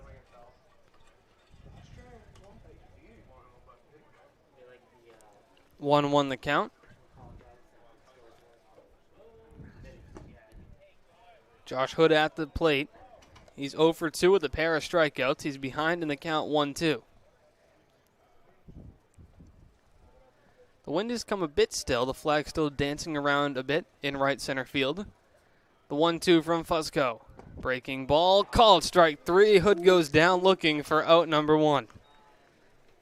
He did not like that call. No, he did not. But that is strikeout number 4 on the evening for Fusco, and they have all been great. Half were looking, half swinging. He's been very effective. That'll bring up Press Kavanaugh. He's 0 for 2 on the night. Pair of pop-ups. That one's hit well to right field. He gets off the bat in a hurry. Looking up is Elliott. It's off the blue on the top of the wall. It's going to ricochet past Elliott. Into second with a stand-up double is Kavanaugh, who missed a home run by maybe a matter of a foot. Yeah, that was a missile coming off the bat and almost a line drive home run. But luckily that just bounced right off the blue tip of the fence and ended up just being a double. 1 away in the inning. Brings up the catcher, Tisman. He's 1 for 2 with an RBI double, which came as part of that 8-run rally in the first inning for the Mariners. First time we've seen the Harwich team here at McKeon Park this season. As previously mentioned, we visited them back in the early stages of the season. It's crazy that we're over the halfway point now, Lincoln. Yeah, this season has moved way too fast, especially this month of July. It's been an extremely fast month. Game 23 here for the Harbor Hawks, the 1-0. We've had 3 rainouts. One against YD, one against Bourne, and then one that was halfway through against Brewster, which is considered a rainout because those stats don't count. Games kind of pretended it didn't happen, basically a scrimmage for the two teams. Game? What game? What are you talking about? The guy who started that game, Andrew Baker, has officially signed with the Philadelphia Phillies after being drafted in the 11th round. So big congratulations goes out to 2021 Harbor Hawk Andrew Baker on signing that contract. He's at Citizens Bank Park today, taking in the Phillies-Marlins doubleheader. 2-1 the count to Tinsman.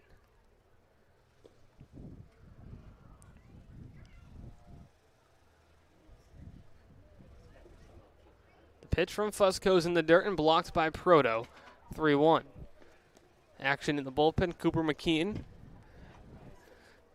now ramping up his activity. This is the very first time in this outing that Fusco has reached 3 balls on a batter. That's incredibly impressive, and that gives you an idea of how efficient he's been. This could be his last batter. Like you said, Lincoln, he hasn't worked past 3 innings at UMass Lowell last season. His max was 3 innings pitched. The 3-1. In the dirt, ball 4. That puts runners on first and second with 1 away. No movement from the Harbor Hawk dugout. We'll see. It usually takes a couple of seconds for Coach Calhoun to make his way out to the mound, but it looks like he's going to stay put out there in the dugout for now. That'll bring up Jordan Beck, and Beck did have a double off of Fusco in the top of the 3rd inning. If he replicates that, he could be looking at a RBI. Yeah, Beck with a great game so far. 2 for 2 with a single and a double. He's reached home once. His bat has been on fire tonight. Shows bunt, and it goes by the bat. Let's see if he pulled it back in time. I guess he did. 1-0 the count to Beck. Gets the start in right field today for the Mariners. Good chance to drive in a run with Kavanaugh on second and Tinsman on first. Fusco retired the leadoff man with a strikeout looking here in the top of the 5th. Back-to-back batters have reached safely. Rose moves over quickly to second. That prompts a step off from the pitcher, Fusco. Righty from UMass Lowell making his Harbor Hawk debut tonight, and he's been effective. Gets the signs from his UMass Lowell teammate Ryan Proto. The 1-0 misses outside. 2-0.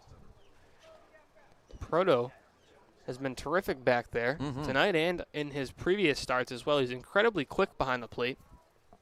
Got a great glove. Yeah, Proto really fitting into that catching rotation for the Harbor Hawks. Just another brick wall, really, that's behind the plate there. 2-0 the count to Beck. Runners are off on the pitch. The throw to third by Proto is by the glove of Romano and into left field. A run's going to come home. The throw to third not in time.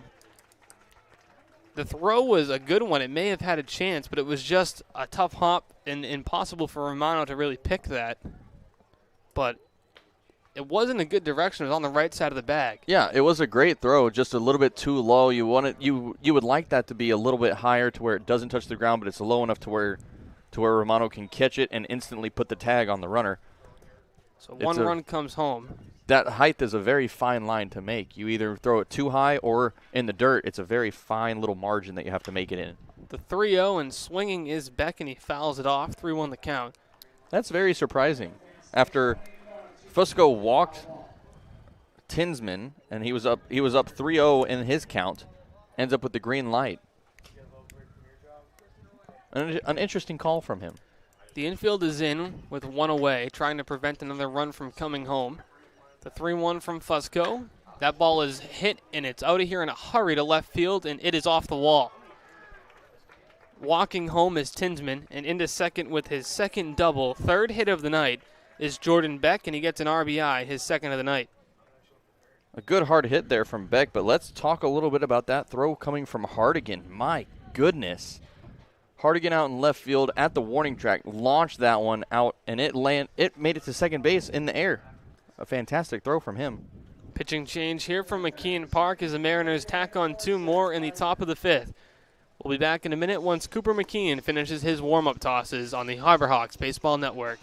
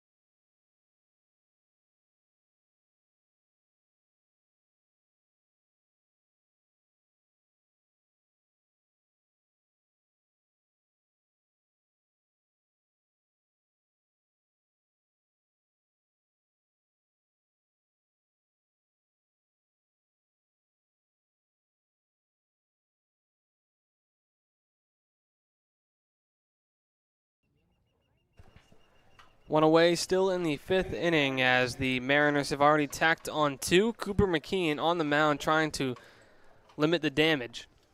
Austin DeCouta with Lincoln Revill in the booth from the skybox at McKeon Park. McKeon will have to face Preisner to lead it off. First pitch, called strike on the outside corner, 0-1. And you can't really fault Sal Fusco. He had a brilliant outing. I know 2 runs just came across on him, but he put up zeros in the 2nd, 3rd, 4th, and got the last out of the 1st. Yeah, he had a brilliant first outing. Great way to start his season here in the Cape. Just left him in just a tad too long. The 0-1, 85-mile-per-hour changeup, 0-2. Yeah, like I mentioned, Fusco's longest outing for UMass Lowell was just 3 innings. He threw almost a full inning further than that, which it doesn't seem like a lot, but it can be a lot on a pitcher. 3 2/3 tonight. Yeah, especially for a pitcher like Fusco, who, as I mentioned, hasn't really gone very far in any games, just 3 innings. 0-2 the count to the 9-hitter Preisner. The inning started with a strikeout to Josh Hood, followed up by a double, a walk, and then a double. The 0-2. That misses outside, 1-2.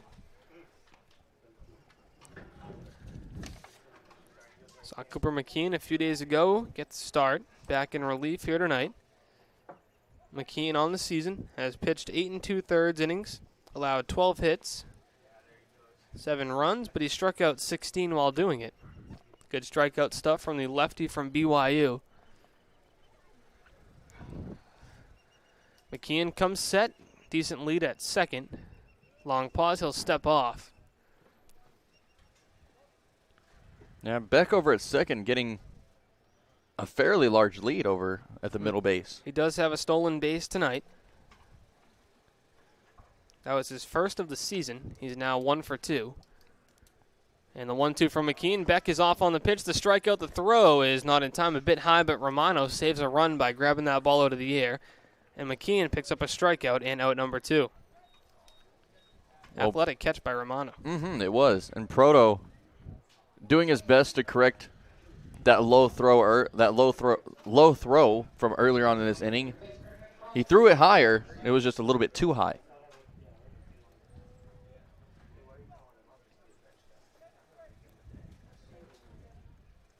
Another breaking pitch, so Proto's had to try to throw at a guy at third twice on curveballs. It's unfortunate, but it's impressive how he's able to pick those breaking balls down and still get it there and make it a close play.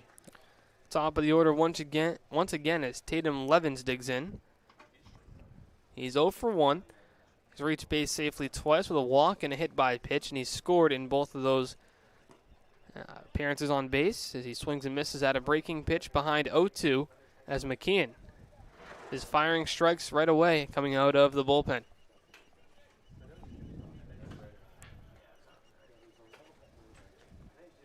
Looks in and gets the signs from Proto.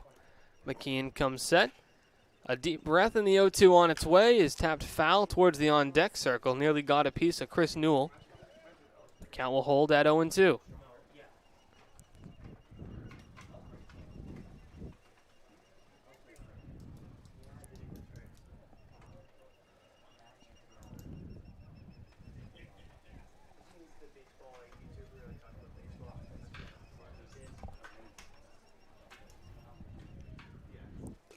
with 2 away. Lefty-lefty here. McKean's breaking ball is especially tough on the left-handed hitters.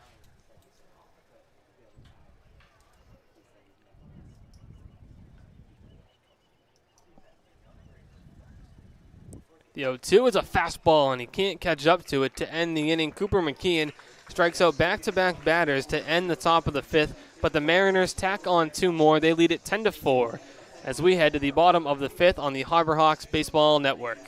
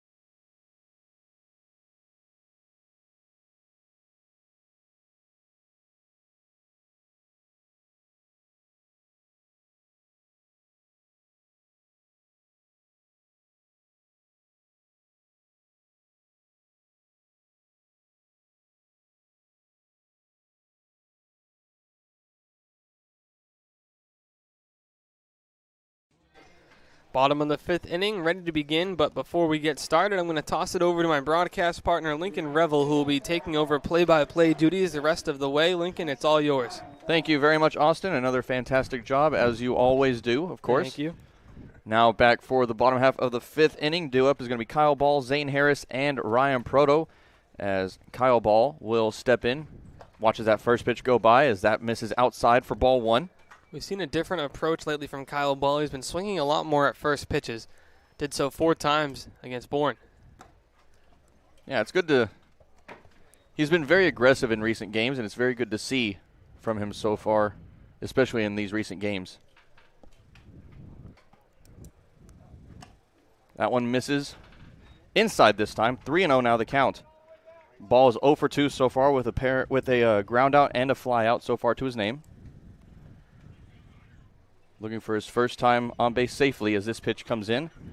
That one misses. A 4-pitch walk to start us off here in the bottom half of the 5th for Kyle Ball. Good job by Kyle Ball doing his job at leading off the inning, getting on base for two guys who have been on base themselves, Zane Harris and Ryan Proto, and that's what you need to do. Get guys on base, try to chip away at this deficit. Yeah, Harris and Proto. The Harris, of course, up now, followed by Proto on deck. Both have reached base twice on walks in both of their at-bats so far tonight. Raising the on-base percentages a bit for two guys who are starting to swing the bat better as of late, especially Harris. Harris watches that first one go by. It's a called strike on the outside corner for strike one. Count goes to 0-1. Harris came into this game batting 184. Of course, that has not changed yet. Looking for that first hit. First registered at bat at that. That one misses outside for ball one.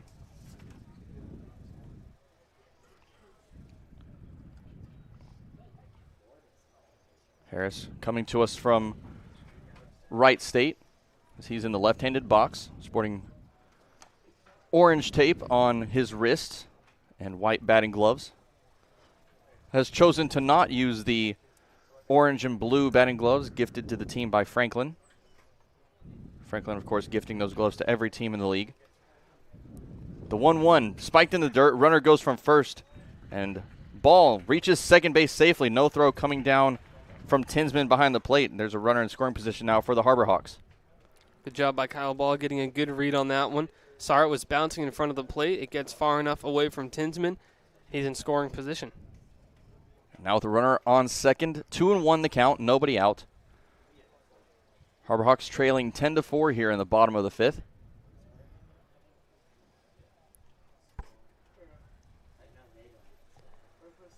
The pitch from Scotty, that's lifted. That's towards center field, and that's going to be picked up by Newell. Runner goes from second. The throw down to third is not in time. Kyle Ball extends over to third, now 90 feet away with one away, as Ryan Proto is stepping up to the plate now. That's just perfect base running by Kyle Ball. He gets a few steps off of second base, gets a good read on it, sees that it's going to hang up long enough for Newell to make the catch, tags up, doesn't look back, and slides in safely. Cannot have better base running than that, and that's key because now with one away, a lot of things are in play to get that 5th run of the game. Yeah, and Zane Harris did his job there, lofting that one far enough out into center field to where Newell couldn't make the throw into third, and he allowed Ball to reach in safely. And a good scoring chance here for the Harbor Hawks. Ryan Proto watches that first pitch go by, a breaking ball, 77 miles an hour on the gun, as that brings the count now to 1 ball and no strikes.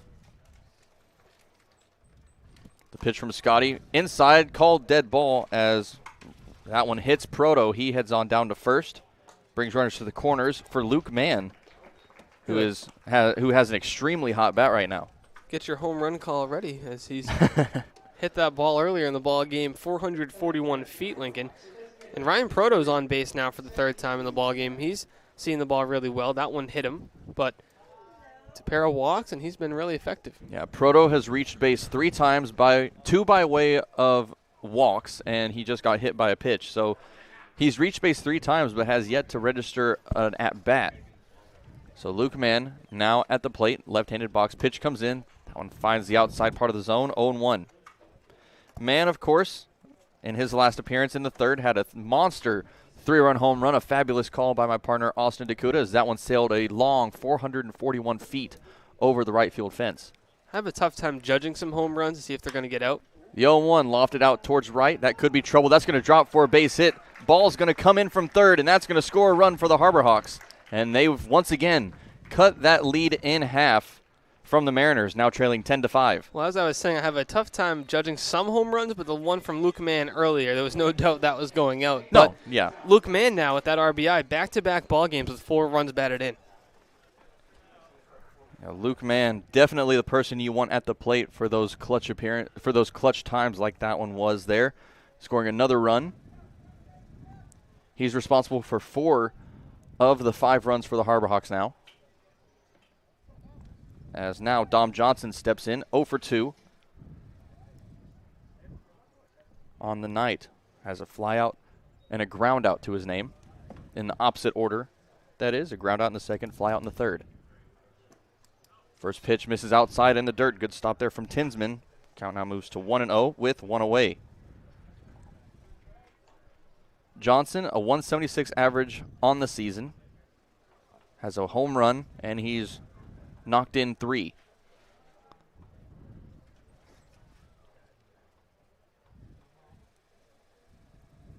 The 1-0 misses a bit low. 2 balls and no strikes to count. That's a good take there by Johnson. It looked good, but just a little. Being is we're gonna have a little powwow out on the mound. 2 balls and no strikes again.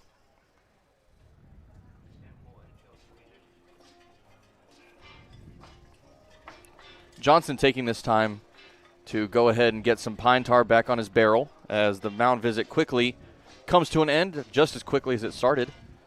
While we have this time, if you want to look behind the scenes to see what a broadcast looks like from the booth, you can follow me on Instagram at lincoln.revill. I try to go live almost every game, and you can see what that looks like from mine and Austin's perspective here in the press box. Also get some occasional viewings of our producer, Matt Noah, who likes to make appearances every once in a while. 2-0. Now to Johnson, misses up high. 3 balls and no strikes to count. And Austin, it's my turn to ask you this now. What do you think? Green light here? In a specific spot. That's usually my answer. If you can find something, if you're going to look middle in and you get one middle in, let it rip. But if there's anything else, then don't swing. Yeah. And that 3-0 finds the zone on the inside corner. Brings count now 3 balls and 1 strike. And we saw Johnson almost go yard a few games ago from a pitch very similar to that. Fastball on the inside. He took it yard, but ended up being just a bit too far to the left of the foul pole as that went a few yards foul. He can pull the ball, and he can also hit it to right center field a lot. That's where he loves to hit it. During batting practice, you'll see him just go opposite way to right center just every pitch. And that's where his home run was to as well. Mm-hmm. Right center field, one of the deeper parts of the ballpark. Yeah, his one home run out to deep right center field, a beautiful home run. As the 3-1 comes in, he lines that one out, and that's going to be up the middle for a base hit. That's going to be Proto rounding third. He's going to come in, throw to third, stops Mann from advancing, so that's going to bring runners to first and second. But another run comes in for the Harbor Hawks as they're now down 10-6. The offense is alive, Lincoln. The 2 games in a row, the Harbor Hawks have scored at least 6 runs. And they're starting to swing the bat, and it's not just 1 or 2 guys. Yes, Luke Mann has led the way, but Dom Johnson with an RBI in this ball game, Clark Elliott with an RBI in a solo shot. You saw Zane Harris has reached base twice, Ryan Proto's reached base 3 times, and the guy at the plate, Mitch Hardigan, has a double. So a little bit of everything tonight. Yeah, 6 runs on 6 hits so far for the Harbor Hawks, and that's what you love to see. The past few games, after having some pretty quiet bats in the games of the past, they've really come alive within the past few games. It's been a tough adjustment, I think, for a lot of the guys going from the metal to wood bats. And oh, yeah, definitely. A lot of them may not admit it. We're used to use it in tournaments, and that's what Calhoun said. He said, you might not get them to admit it, but it is a incredibly tough adjustment. Yeah, of course, the wood bats, a lot more dead than an aluminum. Heavier to swing, really. Less forgiving. I mean, if you get something on the handle for an aluminum bat, you might be able to still shoot it the other way or get it to fall. But if you get something on the handle on these wood bats, they're going to just break on you, and you're going to end up with a weak pop-up.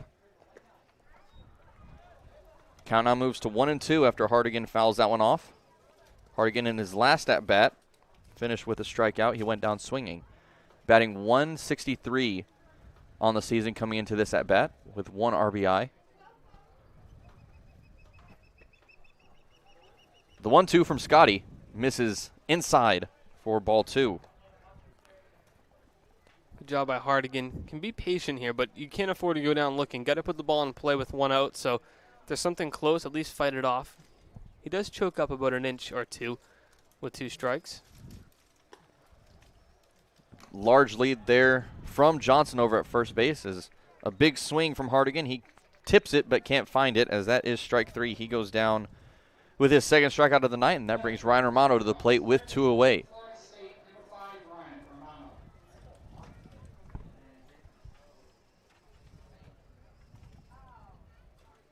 Romano, his jersey a little different, sporting the number 5 where he usually wears the number 30 with those normal Harbor Hawks uniforms on this red Friday, wearing the number 5. A few of the players for the Harbor Hawks with different numbers than they usually have. Clark Elliott, who's usually 25, he has number 18 with the red jersey. Romano has a big hole between first and second base here, and he's had a couple of hits that way this season. He doesn't have to do too much with it. If you can get something, just put it the other way. It's a good spot for you to get a run home. Man in scoring position, runs all right. The 0-1 misses a little high and away. We're going to count even now. 1 ball and 1 strike.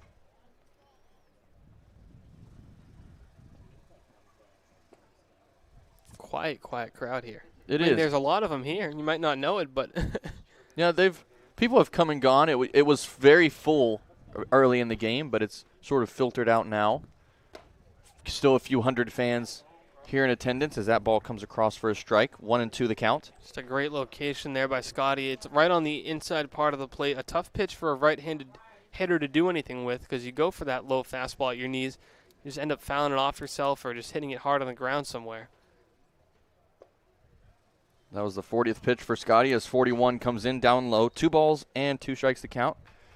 2-2 away. It's that time again. Ladies and gentlemen, the hat has began shaking. For those of you who don't know, the lucky hat that Lincoln has, 2-2 away. It's supposed to bring the Harbor Hawks good luck. It was working the other night when Luke Mann hit that home run. This one flown out into left center field. That's going to be picked up by Kavanaugh for out number 3, as that will end the 5th. Harbor Hawks tag on 2 as they start chipping away at that lead even further, down 10-6, heading to the 6th. We'll be on the Harbor Hawks Baseball Network.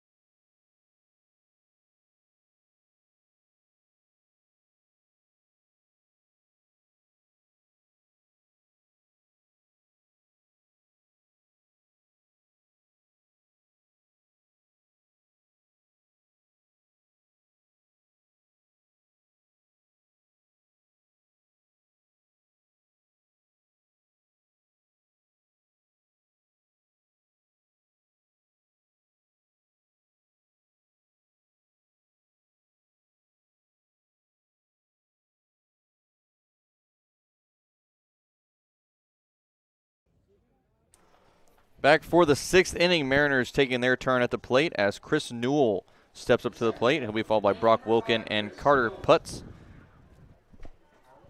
As Cooper McKeon stepping back up to the mound, the southpaw. He likes what he sees from Proto.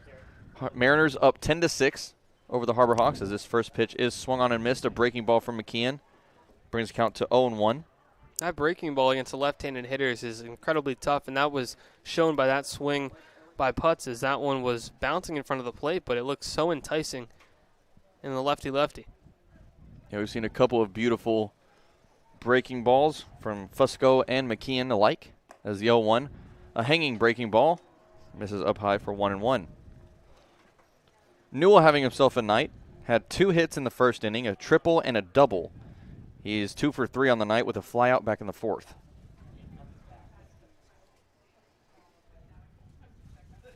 McKeon comes set. Nobody out, nobody on. Pitch comes in. Just a bit inside as that flies over the head of Newell. Just a bit. Bringing the count to 2-1. One of those where, yeah, he's going to go get some dirt on his hand there. That one just slipped out of the hand of McKeon. And a breaking ball, you'd rather have it happen on a breaking ball than a fastball. Definitely, yeah. That it happens to the best of us, to the best pitchers, even the MLB. Some of them let one sail every once in a while. A day like this, it was warm at first pitch in the mid 80s, and the sweat can be an issue. Yeah, it's a. I will say today is a very, I don't want to say moist day. Moist is such a weird word. Yeah, it's a sticky, damp day. Yeah. You know, the air is damp. It's really weird. I've seen that quite a bit from here, though, from Massachusetts. You have damp air. Well, at least it's not like raining again. It's been overcast for about 2 weeks. That's true. That's true. Damp air, huh? It is a little bit, you know. The 2-2 hit up the third baseline. That's picked up on the run, and the throw in from Romano cannot be made. An interesting hit as that one was spinning on the foul line a bit. It went foul and then spun back fair. But that is an infield single coming to Chris Newell as he's now 3 for 4. That's a tough play to make if you're Romano, and Newell runs well, so you're almost better off just sitting back on that one and hoping it curves foul. Tough play to make, you know, in a bang-bang situation like that, but I'd kind of sit back on that and hope it goes foul because you're not going to have him anyways. Newell was well safe. Yeah, I love the effort from Romano trying to make that trying to make that throw on the run, but he just couldn't do it.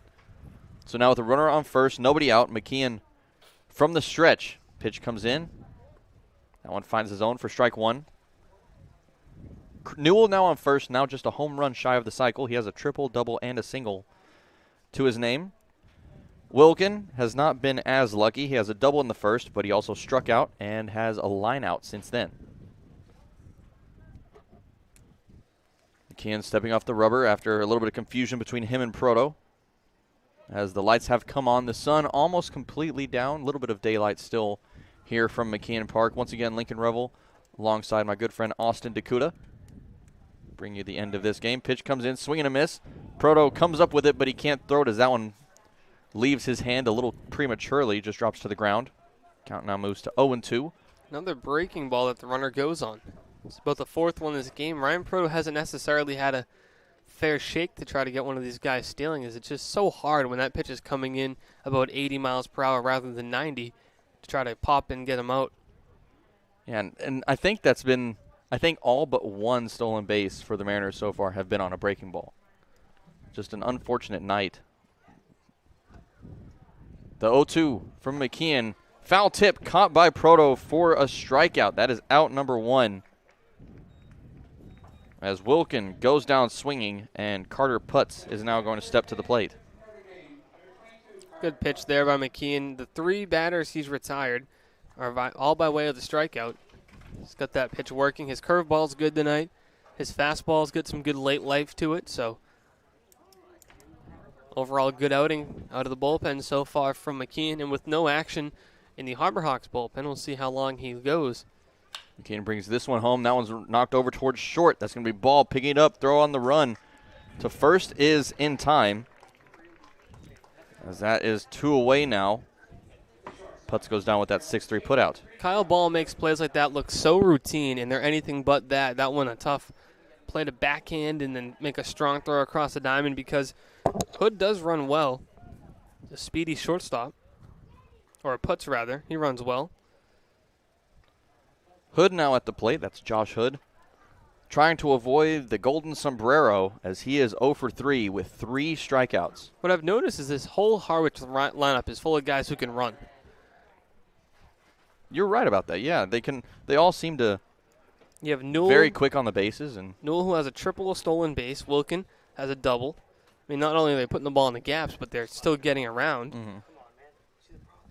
Beck has a stolen base tonight. Kavanaugh has a stolen base tonight. This lineup's quick. Count now at 1-0. McKeon comes set. Runner now on third, as that is Newell, now 90 feet away. Breaking ball. Finds his own for strike one. Count even at 1 ball and 1 strike with 2 away.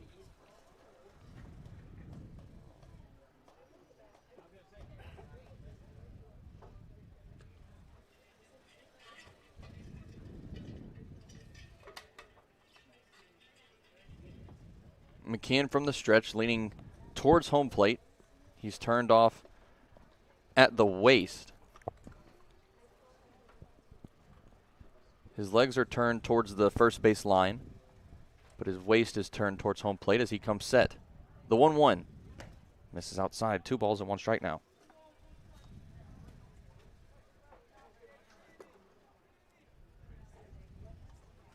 Hood batting with a .230 average so far. 1 home run, and he's hit 7 in.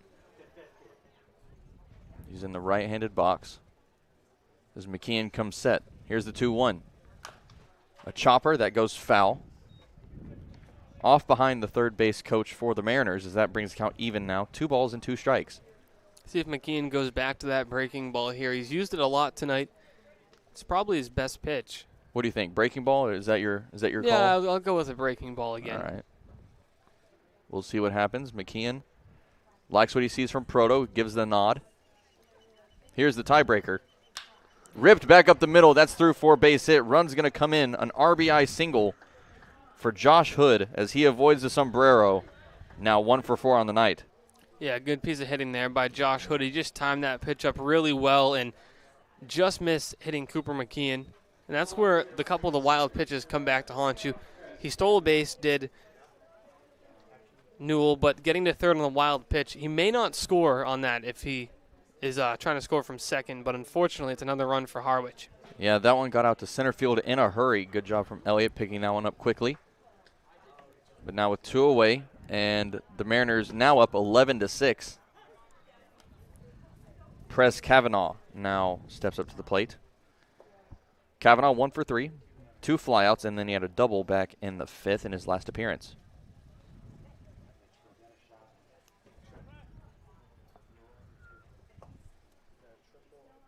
McKeon set. The 0-1 misses up high and in. Evens the count 1 ball and 1 strike.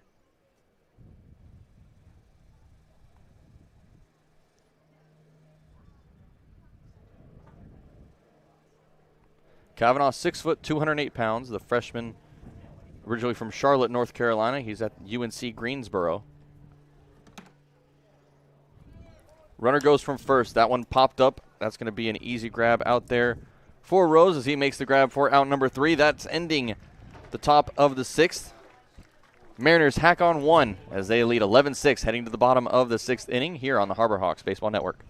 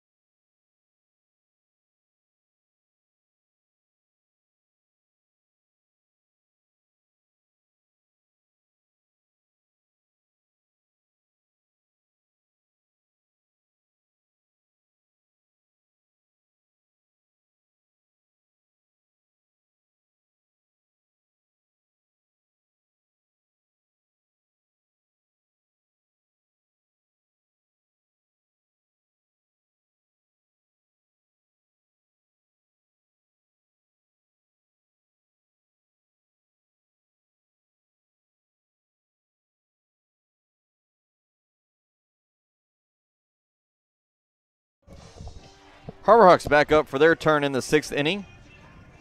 It's going to be Clark Elliott, Caden Rose, and Kyle Ball getting us off here. Top 3 hitters as Clark Elliott ready to go here from the left-handed box. He's 2 for 3 on the night. A single, a home run, and a ground out so far to his name. He's reached home once, of course, after the home run.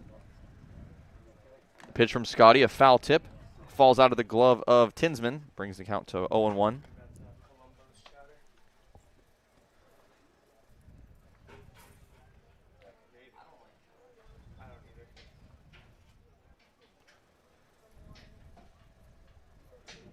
Scotty, the freshman pitcher at Northeastern, originally, actually from, this is hometown, Barnstable, Massachusetts. Scotty? Uh-huh. From Barnstable. Originally from Barnstable, right here. Well, there is a new pitcher on the mound now for the Mariners. Oh, whoops. There is. Dalton Smith, the lefty. Well, that's unfortunate. As soon as I mentioned that he's from Barnstable, he's gone.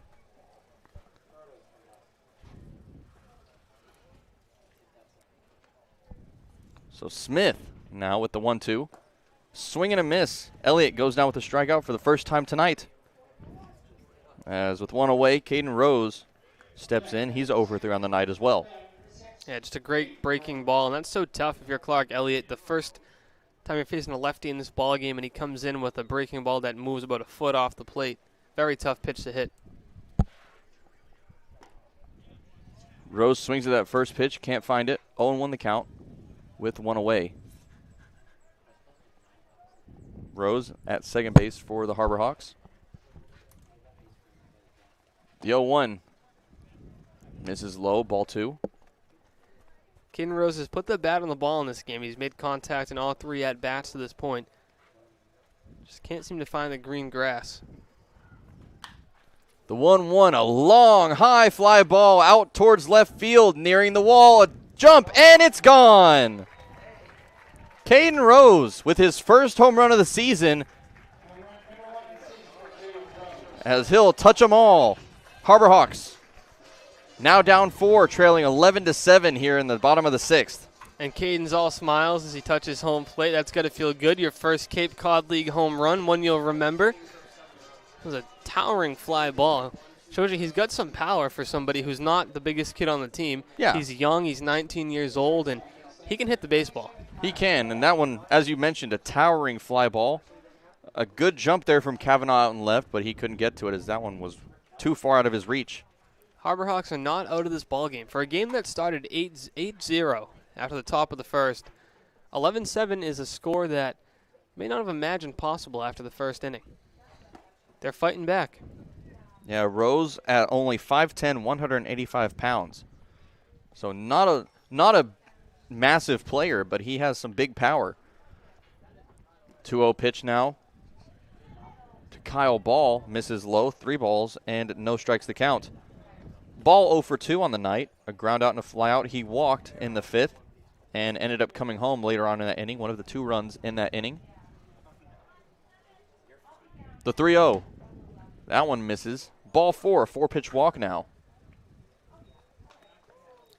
It's always interesting to see how a pitcher responds after giving up a home run. Some respond better than others. Some kind of nibble around the plate like you saw there from Smith, trying to work around the zone, not come in the zone, afraid it might get, crushed again. But we'll see how he responds to Zane Harris. He's more comfortable against left-handed hitters, it seems. So he went right at Clark Elliott to start the inning. Yeah, Walker back in the 3rd after that 3-run home run from Luke Mann, and his next at-bat was a flyout. Meanwhile, Smith, after that home run, was a 4-pitch walk. 2 very different outcomes for that next hitter. Count out 0-1 to Zane Harris. Harris watches that one go by. That's low and away. 1-1 the count. Harris has reached base twice tonight. 2 walks and a flyout to his name. Only 0 for 1. Had that flyout out to center field as the count is even. 1 ball and 1 strike. The pitch from Smith. Misses outside. 2 balls and 1 strike now. Good take by Harris. He's put up some great at-bats. I've said it over and over again, but, man, he's just been a great hitter as of late. Incredibly patient. His plate discipline is the best on the team at the moment. Smith, the freshman from Georgia Tech, As he spikes that one. 3 balls and 1 strike to count. Smith, a little bit of something pretty impressive. 11th best ERA in the NCAA this past season at 1.88. Pretty phenomenal. Impressive, very impressive. Pitch comes in, that misses outside, ball 4. Harris reaches with his 3rd walk of the night, as that's going to bring Ryan Proto to the plate, who has also reached with 3 walks. The Harbor Hawks are not out of this ballgame. They're not at all. I said it earlier in the inning. They're not far away from this one. You had, a couple of chances where guys were on first and second that didn't capitalize on, but they've started to put some runs together. It's hard to match that 8 that the Mariners put up in the first inning, but if you can do it in pieces and start to hold them, you have a good shot. Yeah, at first and after that top of the first inning, it looked like this ball game was out of reach from the start, but they've really made a comeback here, down only 4. And if you think about it, the tying run's on deck. It is, and who else but Luke Mann? Ryan Proto has good on base in all 3 at-bats. I mean, the 2 walks, a hit by pitch Lincoln. I'm very impressed with the catcher from UMass Lowell.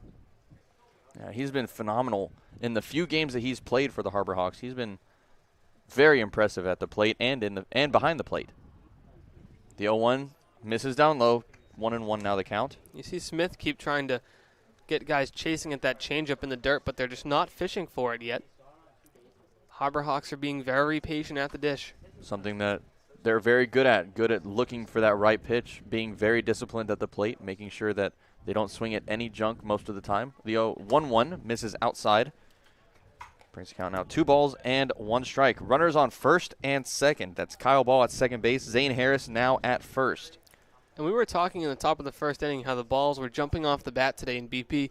I don't think we envisioned 3 Harbor Hawk homers, but that's where we're at. If I remember correctly, the 3 home runs, doesn't that match our season record right now, like our season number? Pujols had 2. No, because Johnson. It was like 4, yeah. 4 or 5, yeah. Yeah. Pendleton has 1, so 5. Yeah, because Pujols just had.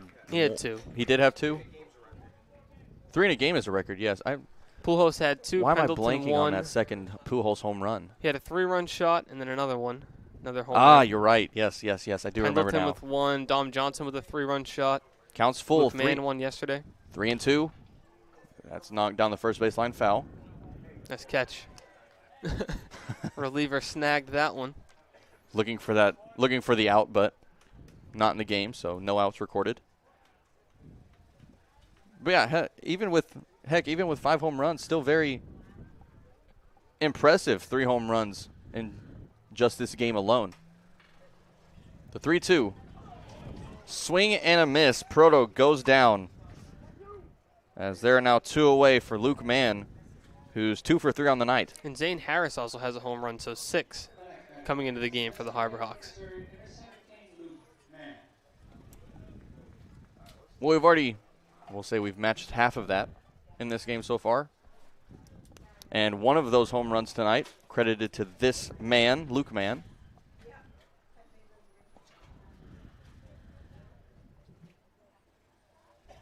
Smith with the first pitch. That's knocked in between first and second. That's going to get through for a base hit. Ball's going to be waved around third. The throw coming in from right. Play at the plate. It's not in time. Ball sliding in. Harbor Hawks inch closer, down 11-8 now. Luke Mann just continues to hit the baseball every single time he's at the plate. 3rd hit of the night, 5th RBI, 9 RBI over his last 2 ball games. Luke Mann is making a major case for player of the week in the Cape Cod Baseball League. Very much. Man, his average was up to 217. That's going to go up even further now. As Dom Johnson digs in. Johnson had a single in his last appearance, 1 for 3 on the night with a ground out, fly out, and that single as I mentioned. First pitch comes in, misses outside.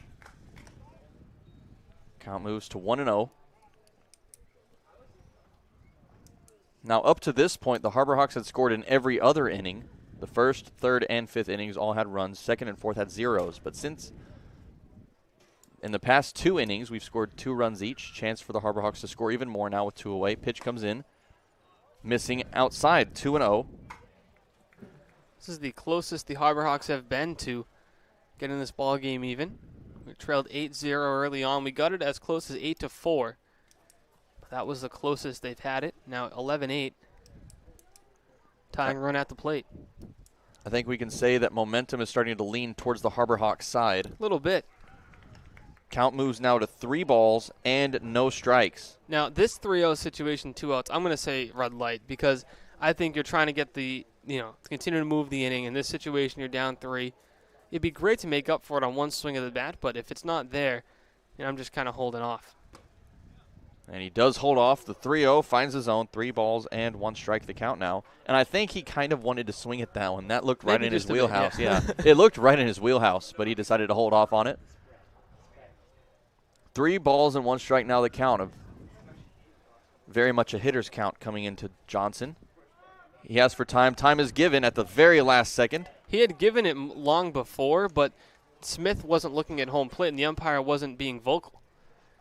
So Johnson had his hand up while Smith was still staring at second base, but the umpire didn't say anything, and he just yelled time once Smith already started. That's a very dangerous play. You have to be vocal. That's why you have to yell time. Now we're ready. 3-1. Misses inside.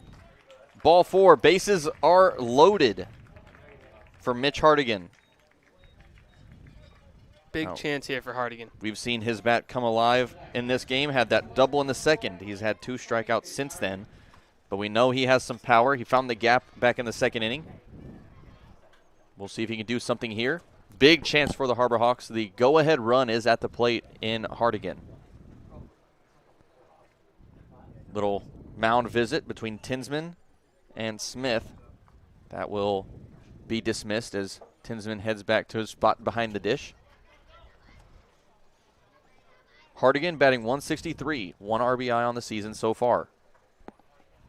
Looking to add on 1 or 2 more. Pitch comes in. That one's grounded. That's fouled. Hitting off of the Mariners dugout. He hung that breaking pitch a bit, and Hartigan jumped all over it, but just at 77, that's so tough to sit back because you're not expecting it to come across, up in the zone like that. He fights it off, though. Would have been a strike either way. The 0-1. That one's fouled the other way. Rolling over towards the Harbor Hawks on deck circle. Picked up by Romano as the count moves to 0-2, 2 away.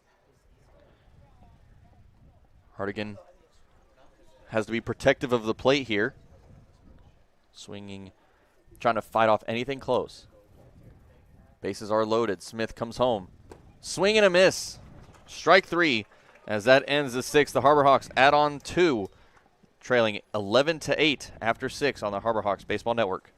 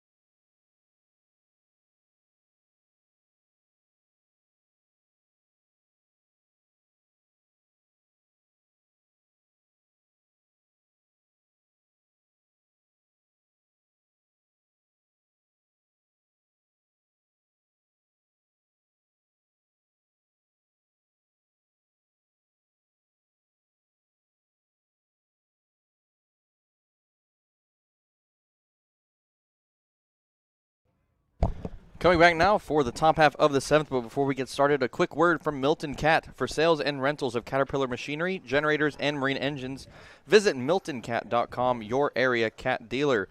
Milton Cat, the Cape and Islands Caterpillar dealer, is proud to be a sponsor of today's game. First pitch from McKeon. Misses just a bit outside now. 1 ball and no strikes now the count. That's Brendan Tinsman. Now, you have to watch out for late in this ball game as we approach 9 o'clock or 8:30 now, but around 9 o'clock the last couple nights we've seen fog here at McKeon Park, and it's poured in. So if the fog gets too thick, that could be bad news for the Harbor Hawks. Let's hope the fog stays out. We've seen a late comeback be spoiled by the fog before, back against the Braves on Tuesday, I think it was. Or was it the Braves? No, it was the Firebirds. Yeah, it was the Firebirds about a week ago on Thursday. Yeah. We got to an 11-6 score. Harbor Hawks were about to add on more.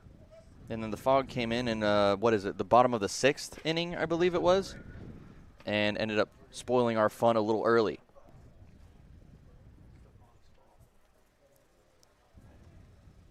McKeon is set. Here's the 2-1. Breaking ball finds the zone. A beautiful pitch. Backdoor breaking ball. That's something that right-handed hitters with a left-handed pitcher give up on oftentimes. They think it's just going to miss, and last second it comes back and grabs the outside corner. 2 balls and 2 strikes now the count. Pitch comes in. Just missing a little bit low. The count's now full. 3 balls and 2 strikes to Tinsman. Tinsman's reached base twice, a double and a walk, and he's also had a ground out.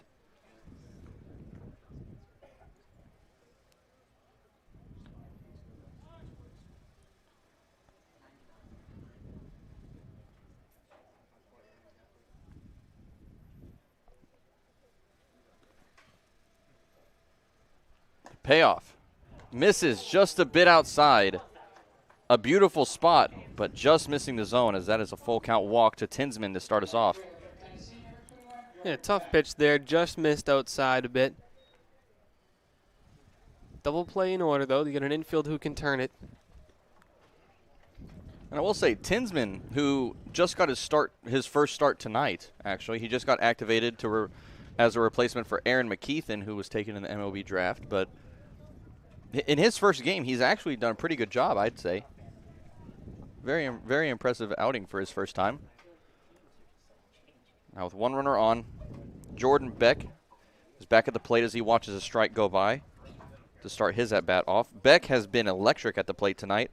3 for 3 on the night with 2 doubles and a single. He's reached home once. And 2 RBI, a stolen base. He's doing a little bit of everything. And that's from the 8th spot in the lineup, showing you how deep this Harwich lineup is. Now Beck, a Tennessee Volunteer, originally from Hazel Green, Alabama. Swings and misses at that one, brings the count now to 0-2. Tough pitch to go down and try to get and dig out. And a good location for McKeon as a right-hander gets ready to throw in the Hyannis bullpen.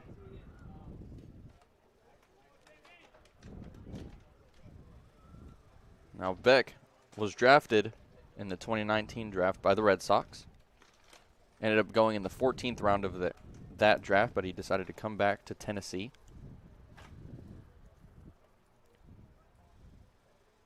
The 0-2. Missing a bit outside. Good job from Proto being able to reach and grab that one.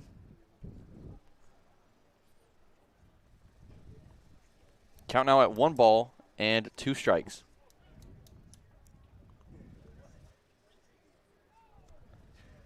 Beck lining up his bat before stepping into that right-handed box.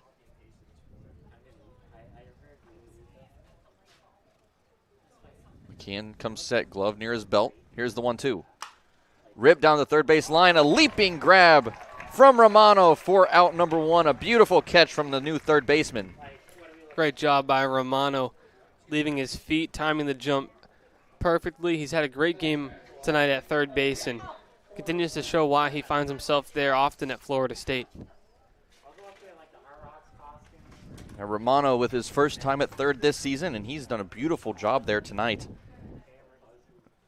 Stealing what could have been an extra base hit there from Beck as he has gone. Beck has gone down for the first time tonight, now 3 for 4 on the evening.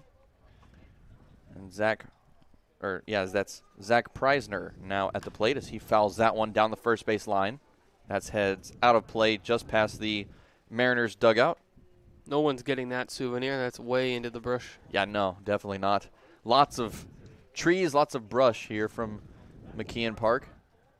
Now, the brush down the third base line, just by the Harbor Hawks bullpen, we've seen some fans try to dig in there and see if they can grab foul balls, but I don't know if any have been successful so far. It's pretty thick out there. The 0-1 barely misses. Evens the count. Preisner, 1 for 3. He had a single in the first. And then 2 strikeouts in the third and the fifth. Scoreless inning would be huge here for Hyannis as they continue to battle back, but the Mariners have added a couple of runs late, 2 in the fifth, 1 in the sixth. Would like to get out of this inning and keep the lead 3. The 1-1 ripped. A leaping attempt there from Ball just past his glove as that rolls out towards the left center gap. That's going to be picked up by Hardigan. Throw into the infield.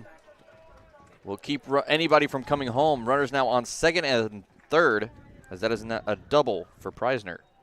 Good piece of hitting there from Preisner. Just got a pitch that he could drive and puts it just over the glove of Kyle Ball. Just missed trying to steal that one. Almost back-to-back leaping grabs from both of the left side of that Harbor Hawks infield. But now with 1 away, 2 runners in scoring position, the infield will come in. All infielders in the grass. I will say except for Zane Harris, who due to that little cut by first base, That's right basically foot. the grass. Yeah, basically the grass. Not literally, but he's lined up with the grass. You have to be alert, though, if you're one of the infielders. Levens can drive the baseball, and if he hits a line drive at you. Yeah, we've seen some very hard line drives, very hard ground balls from this Mariners offense tonight.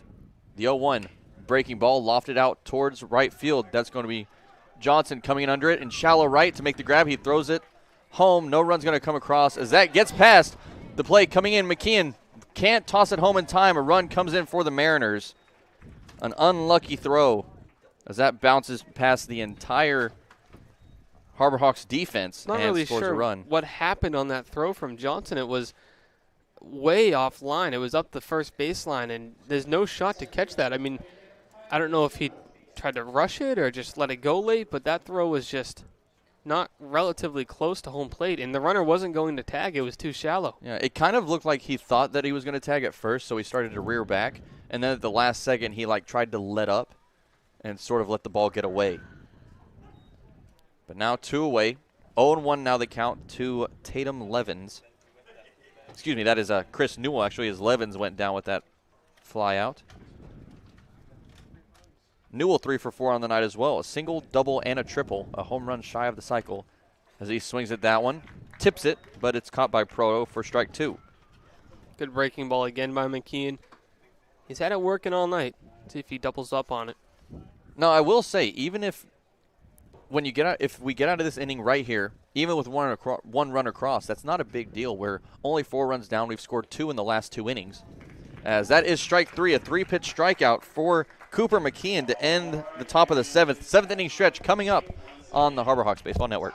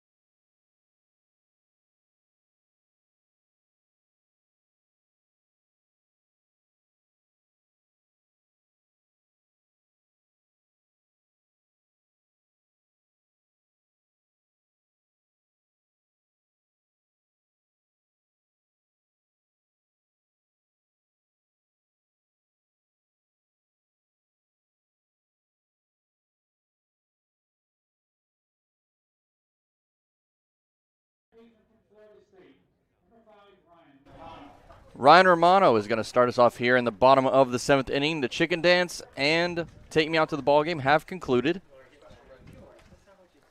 As this first pitch coming in from Dalton Smith finds his own, 4-strike 1, 0-1 the count.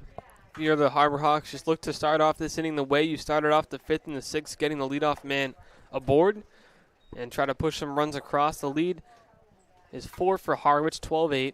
Unfortunately, the Harbor Hawks let another run across, and that's not what you want to happen late in the ball game. You know, just 7th, 8th, and 9th left here for Hyannis, and you can't really afford any more runs to come across, trying to close the gap.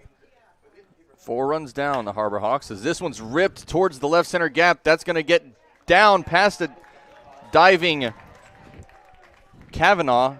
He was able to pick that one up off the ground on the dive. Impressive grab to keep that one from getting past him, but still a sliding double from Ryan Romano to start this one off. He tried to say that he caught it. He could see that it bounced, but a good effort there from Kavanaugh. And impressive to get it and throw it into second after being laying on the ground. I mean, that shows you how hard the ball was hit, but a great try to get that one into second. Romano's in safely with another extra base hit. First hit of the night for him.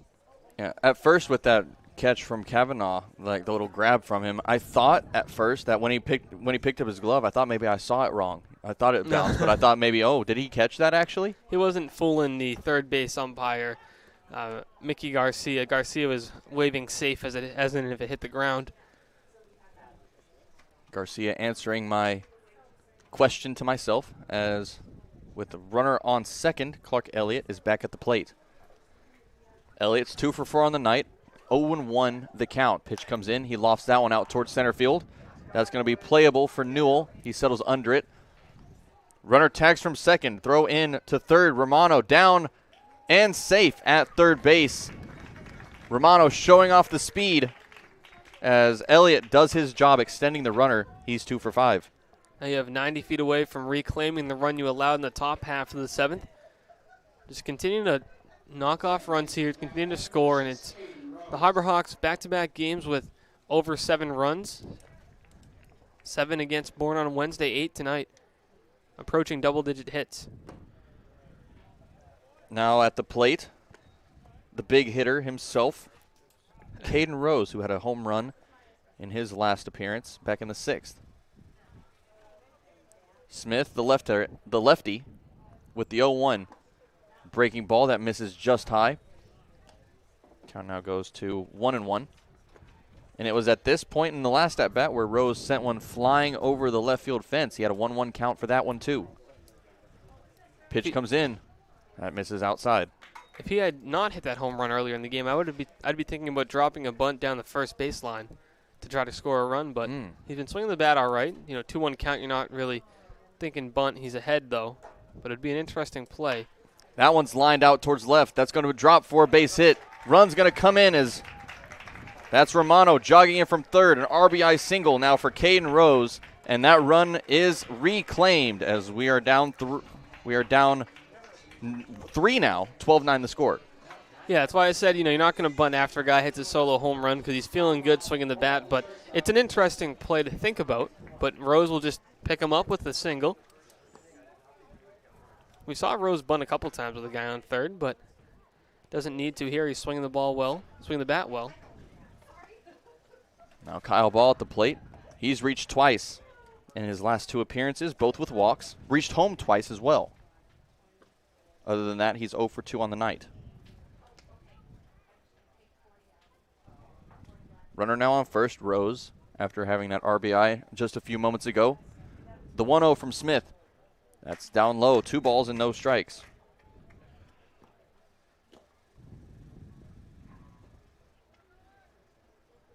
Dalton Smith attended, I'm probably going to butcher this high school name, Lowndes High School. Lowndes, L-O-W-N-D-E-S. This one's lofted. That'll stay in the infield as that looks playable for Putz. He'll come under it and make the grab for out number 2.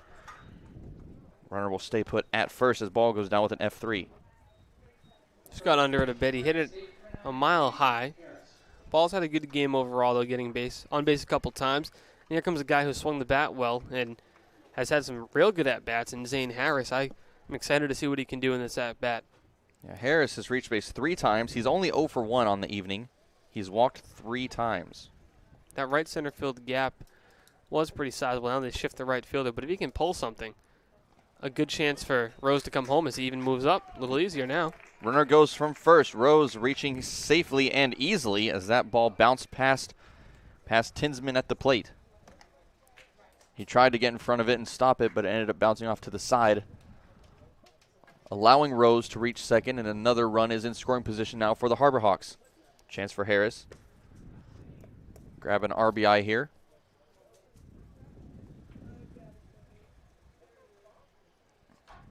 Harris waving his bat in the left-handed box as he lines that one. That's through for a base hit. That's going to be Rose rounding third, coming in. The throw in from right field is not in time. Harbor Hawks are within 2. Great hit by Zane Harris. Just pulls it on the ground, and the wild pitch comes into play. Caden Rose moves up 90 feet and then comes home from second base because he has good speed, and now you're within 2. And again, anytime you can bring the tying run to the plate, you're in a good spot. Yeah, exactly, exactly. I mean, it's just those runs that have straggled through, 2 in the 5th and 1 in the 6th, 1 in the 7th. That's what's come back. You've erased that 8-0 start. First pitch to Proto. That gets past Tinsman as that'll extend Harris now to second. Proto facing a 1-0 count now. Proto has reached base 3 times as well, twice on the walk, and he's been hit by a pitch. So he's been able to reach base 3 times tonight. And on deck now, if Proto can find base, we have the man of the game, Luke Mann, man of the week, in my opinion. 3 for 4 on the night. He ended 3 for 4 last night as well. The 1-0, that one's chopped down towards the Harbor Hawks dugout, evening the count at 1-1. Proto overall, still batting .200.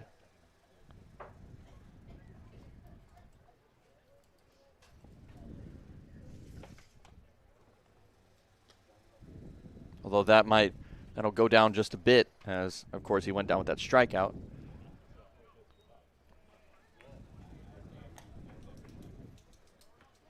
Count now moves to 2 balls and 1 strike with 2 away.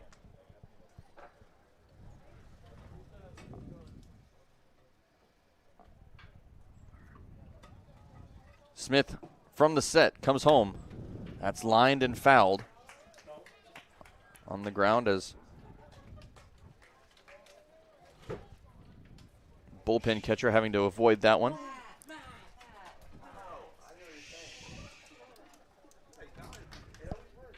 And with 2 balls, 2 strikes, and 2 outs,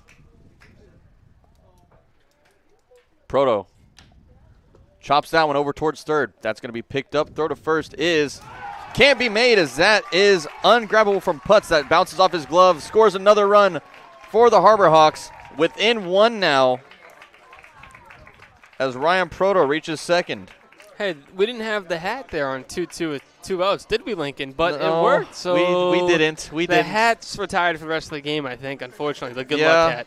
It's gonna have to be. Yeah. I think it was the best decision. I think it was the best decision. Now you have the tying run in scoring position. Tying run at second base in Proto as Luke Mann steps up to the plate.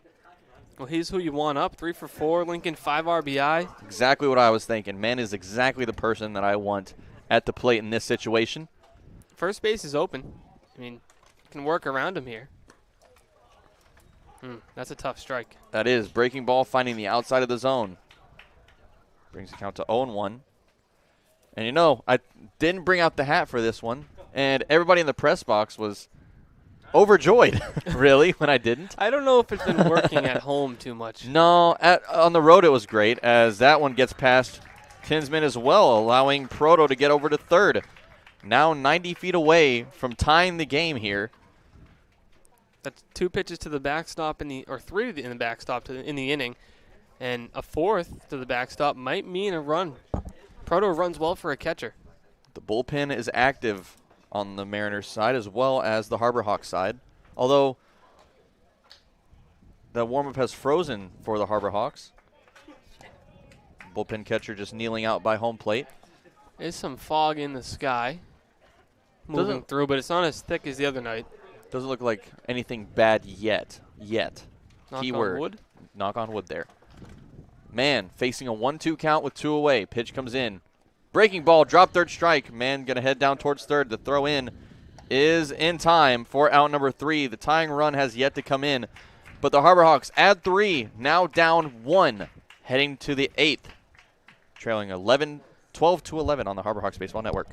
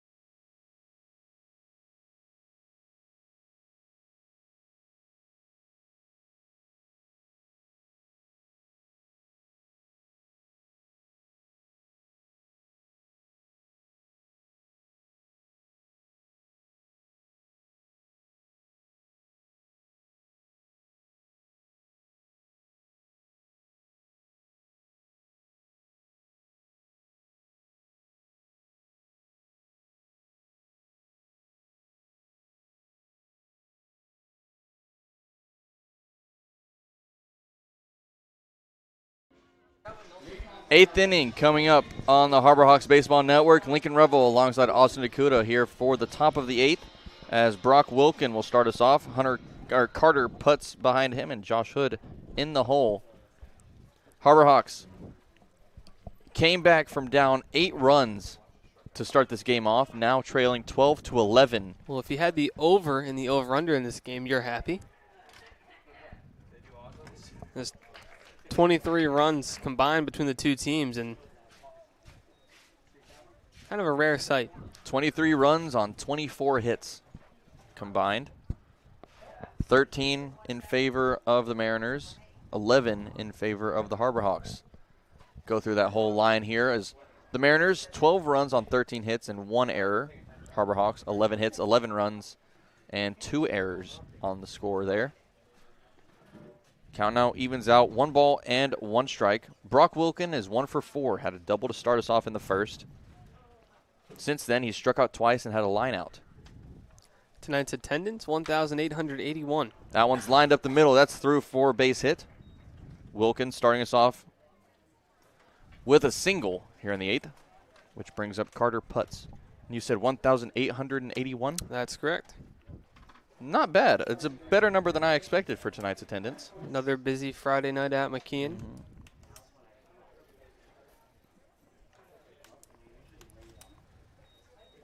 One thing I have not been disappointed in definitely this season has been the crowds that come to McKeon Park. Over 1,000 regularly here cheering on the Harbor Hawks. Now with the runner on first, nobody out, McKeon comes home. That one's chopped down to the Harbor Hawks dugout. Foul. 0-1 the count. Action out in the Harbor Hawks bullpen. It's a right-hander. See who that is, see what number, though the number won't really help me much. It might. Some players still have the same number, but some of them don't. It's a 2, 29. Anybody 29 on the roster? Not that I see. Well, perfect. Another interesting little mystery that we have to crack. The 0-1 is lofted. That's going to head out of play down the first base side.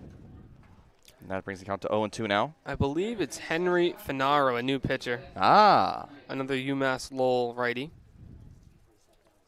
That's my best guess, but we'll see. I haven't seen that delivery this season. It's a delivery I'm unfamiliar with. It's either him or Marc Adamiak. We don't have the number that matches up due to the red shirts today.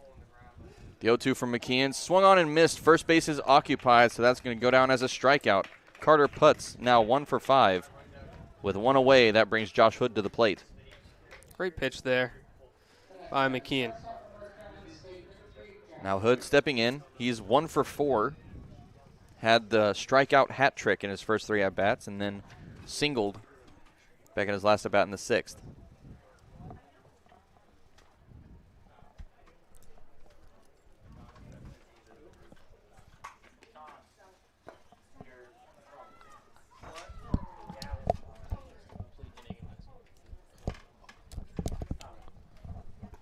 One ball and no strikes to count now.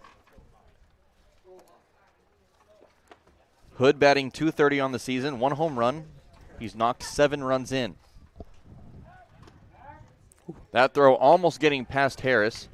Harris able to grab that one out of the air with his lanky arms. Harris, 6'5", 260 pounds. A lot of area that he can reach out for. Makes him a perfect target over at the first base spot. 1 ball and no strikes. Pitch comes in. Breaking ball, just missing the zone. 2 balls and no strikes to count.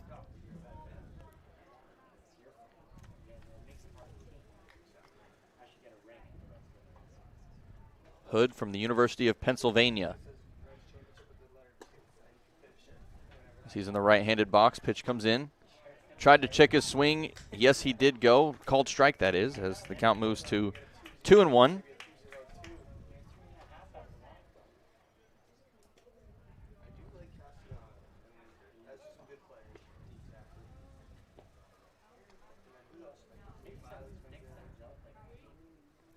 Now this actually says, instead of the University of Pennsylvania, this claims Hood is going to NC State now as that swung on and missed. Strike 2, throw down a second, not in time. That's actually strike 3. No, that is strike 2, okay. Hood started to walk towards the dugout. I thought I'd missed a pitch there, but instead heads on back to the right-handed box. 2-2 the count.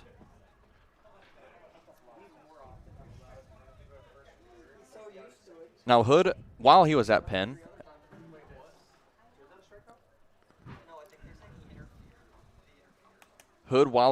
back in 2019, took home Ivy League Rookie of the Year, where he hit .331, 60 hits, knocked 8 over the fence, and had 42 RBIs and scored 42 of his own. Not a bad season. Not at all. Hood wears number 3 here in the Cape League as a tribute to his good friend. His friend passed away just a few weeks ago. His friend also wore the number 3. Good little tribute there from him.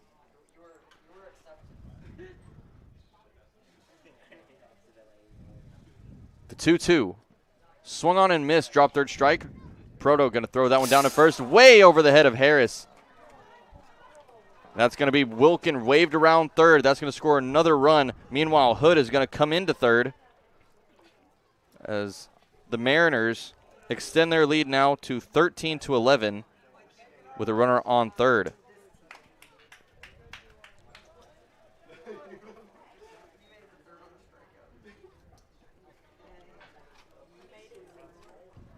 And Proto he definitely rushed that throw a little bit.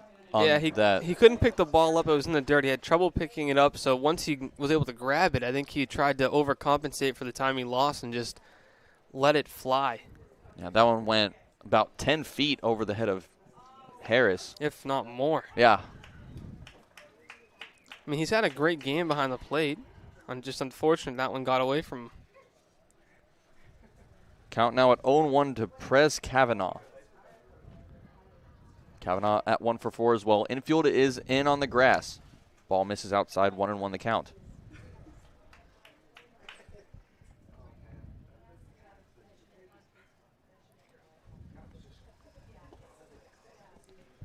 Kavanaugh, 6 foot, 208 pounds.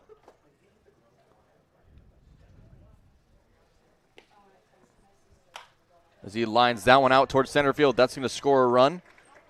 Elliott's going to pick that one up out in center, an RBI single for Prez Kavanaugh as the Mariners start to get some comfort back. They now lead 14-11. Yeah, hard for the Harbor Hawks. I mean, it's a tough pill to swallow. You score 11 runs, but it's a game in which the other team scores 14. And your offense is alive. It's just unfortunate that the pitching hasn't been on the same page at this current time. And that's going to prompt a mound visit. Looks like we're going to have a pitching change here as this mystery pitcher coming in. We're not sure who it is yet, but we'll have that name for you when we come back on the Harbor Hawks Baseball Network.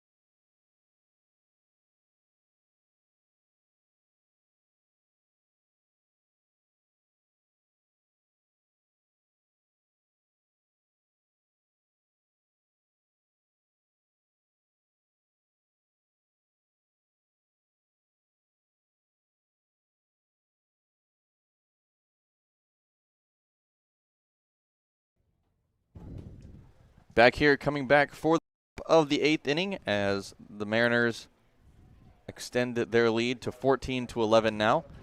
First pitch coming into Brendan Tinsman is fouled off, 0-1 the count. New pitcher on the mound coming in for the Harbor Hawks. It's reported as Angus McCloskey. Of course, McCloskey not wearing his usual jersey number.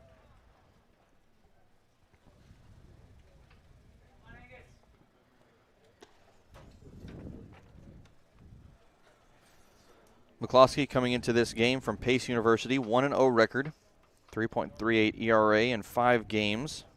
He's thrown 5.1 innings and has allowed 7 runs on 6 hits. Only 2 of those runs were earned. I was going to say the ERA doesn't match up for a second. Yeah, no, yeah. Then when you said only 2 was earned, that would make sense. Yeah, 6 runs total, but only 2 of those were earned. This one, dribbler down to first. Harris thought about throwing it to second, but he decided just for the one out over at first base. That's a good choice by Harris. No shot or no chance there at the runner heading to second. And even if you do, no No need to try that. Just take the shutout at 1. Yeah, exactly. Yeah, no need to try for the better play and to come up empty. Then take what's there for yeah, you, especially exactly. at this point in the ball game. Exactly. Looking to just get the outs that are in front of you. Yeah. Now, if it was nobody out, I might think differently on that. Oh, you try it. But now with different ball game. Yeah. Now with 2 away though, you get the sure out, and now your infield and your whole defense can really breathe a little bit because they don't really have to worry about that runner anymore. It's just getting that last out with this batter. 3 hours through this game, like in one of the longest games we've had all season. Wow. 3 hours and 5 minutes since first pitch. Still a little bit of game to go. The Harbor Hawks have 2 more appearances at the plate left, unless the fog, which now rolls into McKeon Park, unless the fog has other plans for us. It looks okay. You can still see the lights, so that's a good sign. Yeah, still it is a little bit foggy, but yeah, you can still see the scoreboard clearly. Still see every part of the field clearly here. the wind is blowing out rapidly now. Mm-hmm. That flag is just straight back.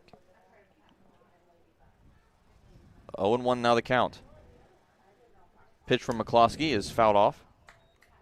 0-2 the count now to Beck. Jordan Beck, 3 for 4. Pair of doubles, a single and a line out to his name.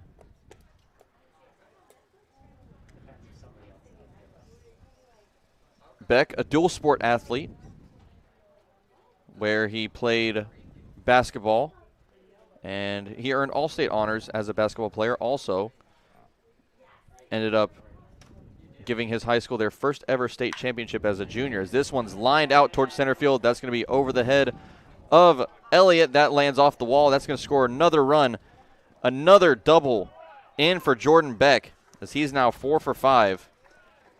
And his bat is on fire tonight. At the third double of the night for Beck, and he's just seeing everything. It doesn't matter who the Harbor Hawks throw at him. He is just timing it up. And Elliott just turned around and started sprinting towards the fence. I think he knew he wasn't going to get that one. That one landing off the very top of the fence, just about a foot below the blue at the very tip top. As now with 2 away, runner on second after that double. Zach Preisner will now step to the plate.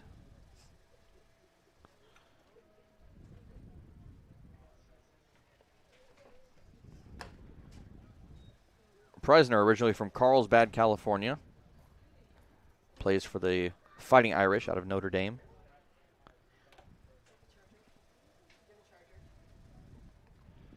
Teammates at Notre Dame with a couple of former Mariners, Nico Cavadas and Joe Boyle, who played for the Mariners in past years.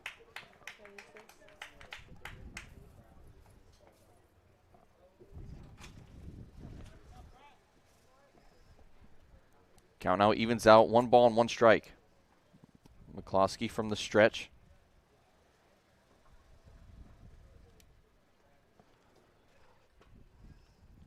One out away of working out of this. 30 runs home in the inning. Obviously a tough number to look at, especially when you had the lead down to just 1. An inning that could have been over already. Unfortunately, there was an error that has extended this. Now the Hawks have scored in each of the last 3 innings that they've played. 2 runs in both the 6th and the 7th inning. No, in the 5th and the 6th, that is. And then 3 runs came across in the 7th. So the good thing is we're on a little roll right now, on a streak, and we're also ascending, if you've noticed. 2 runs in the 6th, 3 in the 7th. On pace for possibly 4 in the 8th if we can keep that trend going. 4, if we get 4 in the 8th, of course that would tie the game down 15-11 right now. This might be one of the highest scoring games out of the whole league this season, honestly. It might be the highest scoring game. Yeah, I mean, this is 26 runs across. I know it's for sure it's a top 3 game at least. The 3-1 swing and a miss for strike 2. Count now becomes full to Zach Preisner. Preisner had a single in the first. Since then, he's had 2 strikeouts, and he doubled in the 6th. Oh, the 7th, that is, yes. The payoff, fouled off. We're going to stay at full.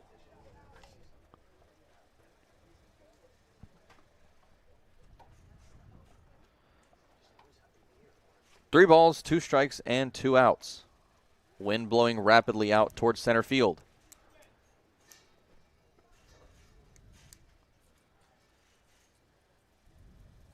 The encore of the payoff. Lofted and fouled once again. So we're going to stay at full. 3 balls and 2 strikes.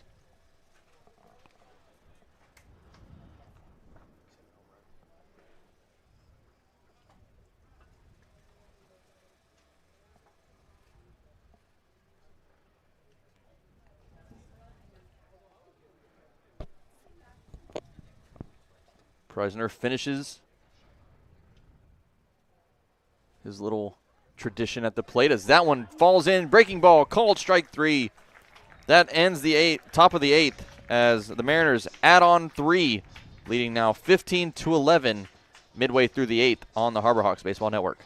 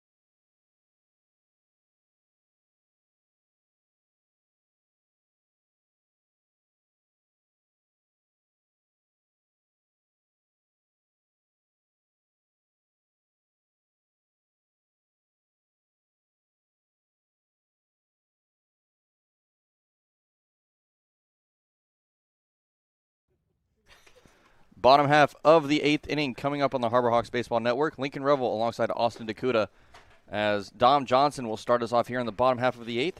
Johnson, Hardigan, and Romano, the 7, 8, and 9 hole hitters coming up for the HarborHawks here in the 8th. Sounds like hits to me. Johnson has 1 hit on the night. Romano, yeah, all 3 batters due up so far all have at least 1 hit on the night. Johnson with 1, Hardigan with 1, and Romano with 1. Although Romano's been hit once too. So. And he did. That ball that Romano hit was a gapper. So this one grounded over towards second. That's going to be picked up on the run by Preisner. Throw to first is in time for out number 1. And Johnson down for his first time since the 3rd inning as he goes down with that 4-3 putout. They're putting the ball in play a lot more. We had that little rough stretch in a week or so ago where the HarborHawks were striking out a lot and not putting the ball in play. But last 2 games, double-digit hits. That's a good sign for your offense. And you have a lot of new pitchers in and out, so that's the tough part. I mean, no other team has lost this many pitchers to the MLB draft from their current roster. So it's just been a tough season here for Hyannis to try to regroup. Yeah, the HarborHawks with one of the most drafted teams this season out of the whole Cape League. And usually it's not this many around the Cape because typically there's not that many draft-eligible players here, but due to the fact that the MLB draft was so short in 2020, you have a lot of draft-eligible guys that started this season in the Cape, unsure of where they would land on scouts, leaderboards, and draft boards. And then all of a sudden, all these guys are getting picked. So every team's in a predicament where there's 5 or 6 guys gone. Yeah, I saw this stat a few days ago. I mentioned it on a broadcast a few days ago, but I saw a stat that 23% of all current little quote-unquote current Cape League players were drafted this year, which a quarter of the players that started the season here on the Cape. A quarter? I don't know. Oh, some of the guys left early, so that would make sense. I'm going to say a quarter of the roster would be, about 8. No, I mean more than 8, right? Yeah. 8 per team, I would say. But, yeah, that makes sense because some guys were out. Harwich, I think, had 6 or 7 guys taken. Mm-hmm. Wareham had 6. Bourne had like 5 or 6 as well. 5 for Bourne, I believe. And then there's also, you got to mention the alumni that were picked, too. Every team with at least 5 or 6 alumni taken. I know the Harbor Hawks had at least 3 alumni that were taken. All 3 played in 2019. Meanwhile, with now 2 away, Ryan Romano steps up to the plate. Mitch Hardigan went down swinging just a couple moments ago as Romano lines that one out towards center field. That's Newell on the run, and that's off the wall. That's going to be extra bases. Romano coming for second, and that is a 2-out double for Ryan Romano, his 2nd in a row. Good piece of hitting again by Romano. And when he gets hit, he gets him in bunches. He had a 2-hit game against Harwich earlier in the season in which he drove in the 2 runs. He had a multi-hit game earlier, I believe it was last week, when he had a triple. So Romano, 2nd double of the night. And that's a good chance here for Elliott to drive in a run and, get yourselves back in this ball game a bit late.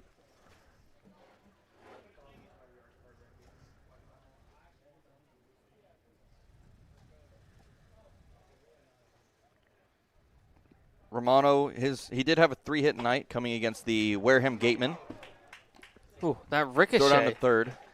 That one just got by and ricocheted right back to the glove of Tinsman. But Romano's quick enough to advance on the pass ball. That just shows. That brick is tough. Yeah, that shows how helpful it can be and also how deadly it can be. You're 90 feet away from another run. Count at 1-0 now to Clark Elliott. Now Romano had that 3-for-3 night against the Wareham Gatemen when we lost 4-2 against the Gatemen. He had a pair of singles as well as a triple. 1-0 now the count. That one misses inside. 2 balls and no strikes now. Elliott sitting at 2 for 4 on the night. A solo home run in the first, a single in the second. 2 for 5, actually. Here's the 2-0.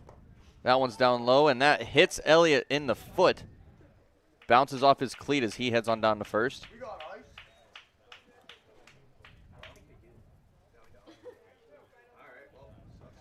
So now runners on first and second, 2 away. First and third now, actually. As Caden Rose is going to step up to the plate. He's having a hot bat recently. A home run and a single in his last 2 appearances. Harbor Hawks need a big last couple of innings here. Bottom of the 8th. 2 at-bats left for the home team. First pitch finds the zone. Count moves to 0-1 now. Elliott has good speed at first. Maybe you try to have him try to swipe second, get 2 guys in scoring position for Rose, but you don't want to take the bat out of Caden's hand. So got to be careful. 0-1. That one finds the zone as well. Count moves to no balls and 2 strikes with 2 away. Harbor Hawks need to tack on at least 1 run here.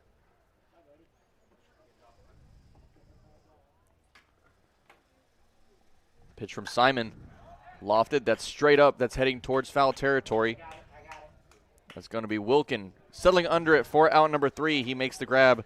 That ends the 8th as the Harbor Hawks go down. No runs on 1 hit. No errors and 2 left stranded. We head to the 9th. Hawks down 15-11 on the Harbor Hawk Baseball Network.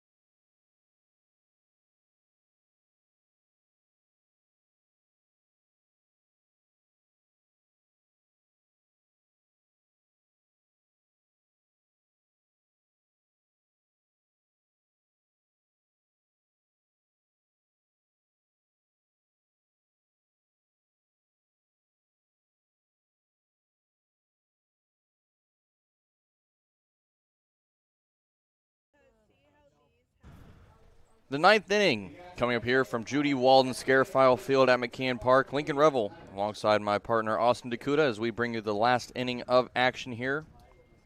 Harbor Hawks taking on the Harwich Mariners, and the Hawks currently trail 15-11 as this first pitch is lofted deep into center field. That's Elliott settling under it for out number 1.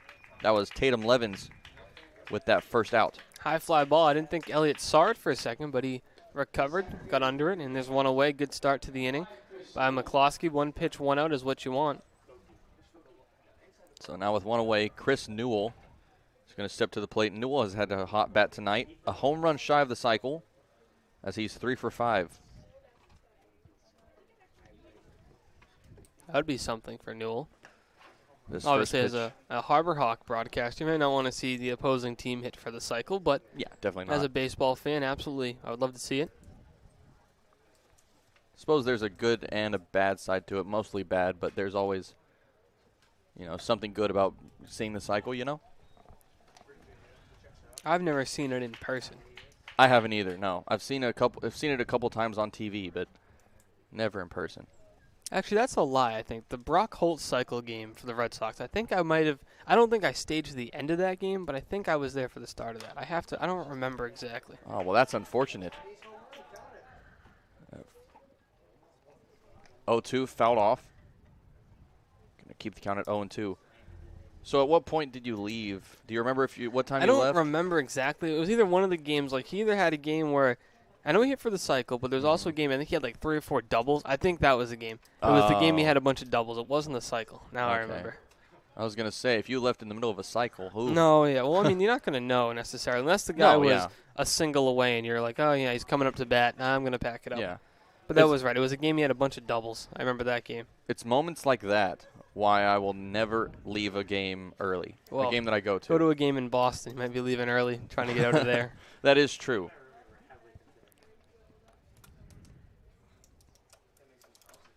Actually, the game in Boston, we took the subway out from it. So. Oh yeah, if you're somebody who hasn't been to Fenway, I'd stay the whole time. But yeah, I've been in probably 20, 25 times growing up in Massachusetts. So at this point, you go, you buy a bleacher ticket, not too expensive.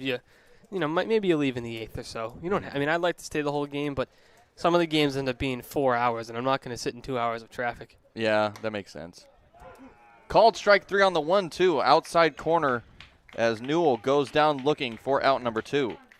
Good pitch there by McCloskey. 2 up, 2 down. 1 out away of having a clean top of the 9th. And it'd be the first time the Mariners have put up a 0 in an inning since the 4th if they continue to pile on runs late in the ballgame. Yeah, the 2nd, 3rd, and 4th innings, the only innings for the Mariners with zeros. They've scored in the 1st, 5th, 6th, 7th, and 8th.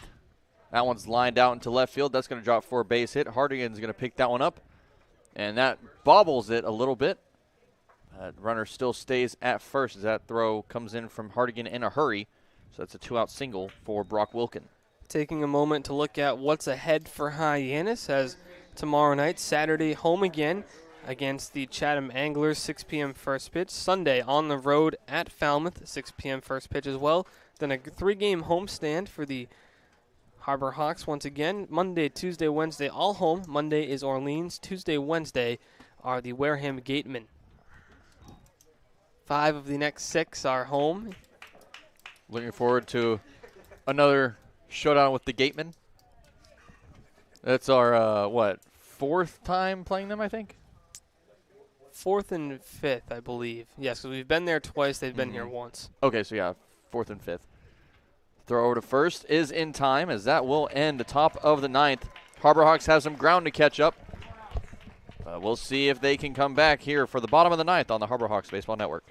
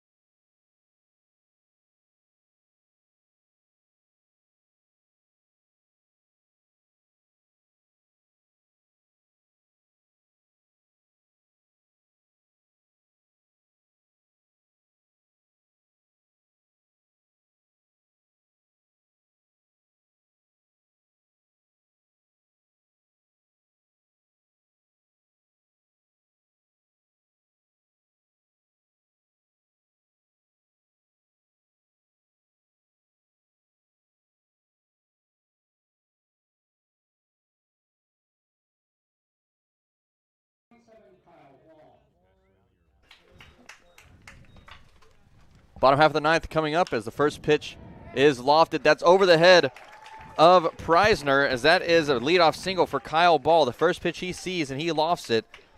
And the Harbor Hawks are off to a good start here in the ninth. Well, that's how you start the bottom of the ninth. One pitch, one base runner. Some big hitters coming in for the Harbor Hawks as now that ball's on first. Harris at the plate, Proto on deck, and Luke Mann will be in the hole.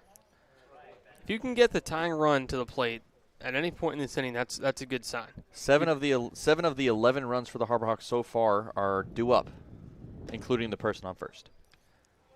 You're down 4. It's something that's attainable. I mean, you've put up 3 in 2 innings tonight. You've had the bases loaded a couple of times. Runners on, runners in scoring position. It starts here. You have Ball with good speed at first, and his run.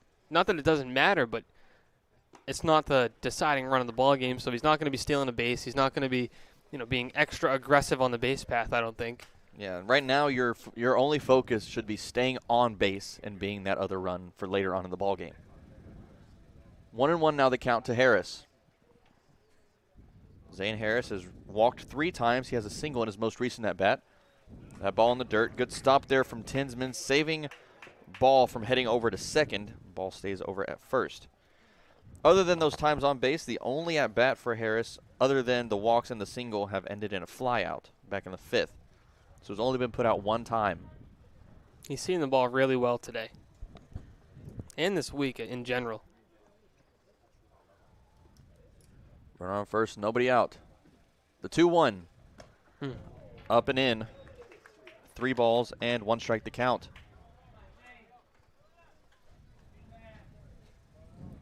Harbor Hawks 4 runs to get in the span of 3 outs.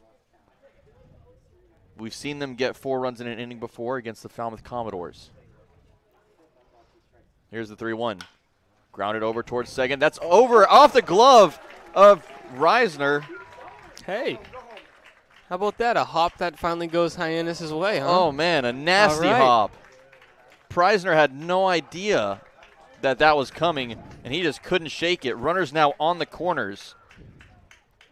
Base hit there for Harris, I think. I don't think that could be ruled an error. I mean, you're not going to catch that. That hop just took off on him. But like Lincoln, we were saying, we don't see that happen all the time for Hyannis. You saw a bad hop earlier in the ball game for Hyannis on I can't remember who it was, but it ate somebody up. But now you get a hard hit ball and good things happen. You have a good part of your order coming up, and like we said, getting the tying run in a situation where you can make something happen. And Ryan Proto at the plate with the tying run on deck, a big situation if you can get Proto on. Proto facing an 0-1 count, runners on the corners. He watches that one go by. That's a called strike 2.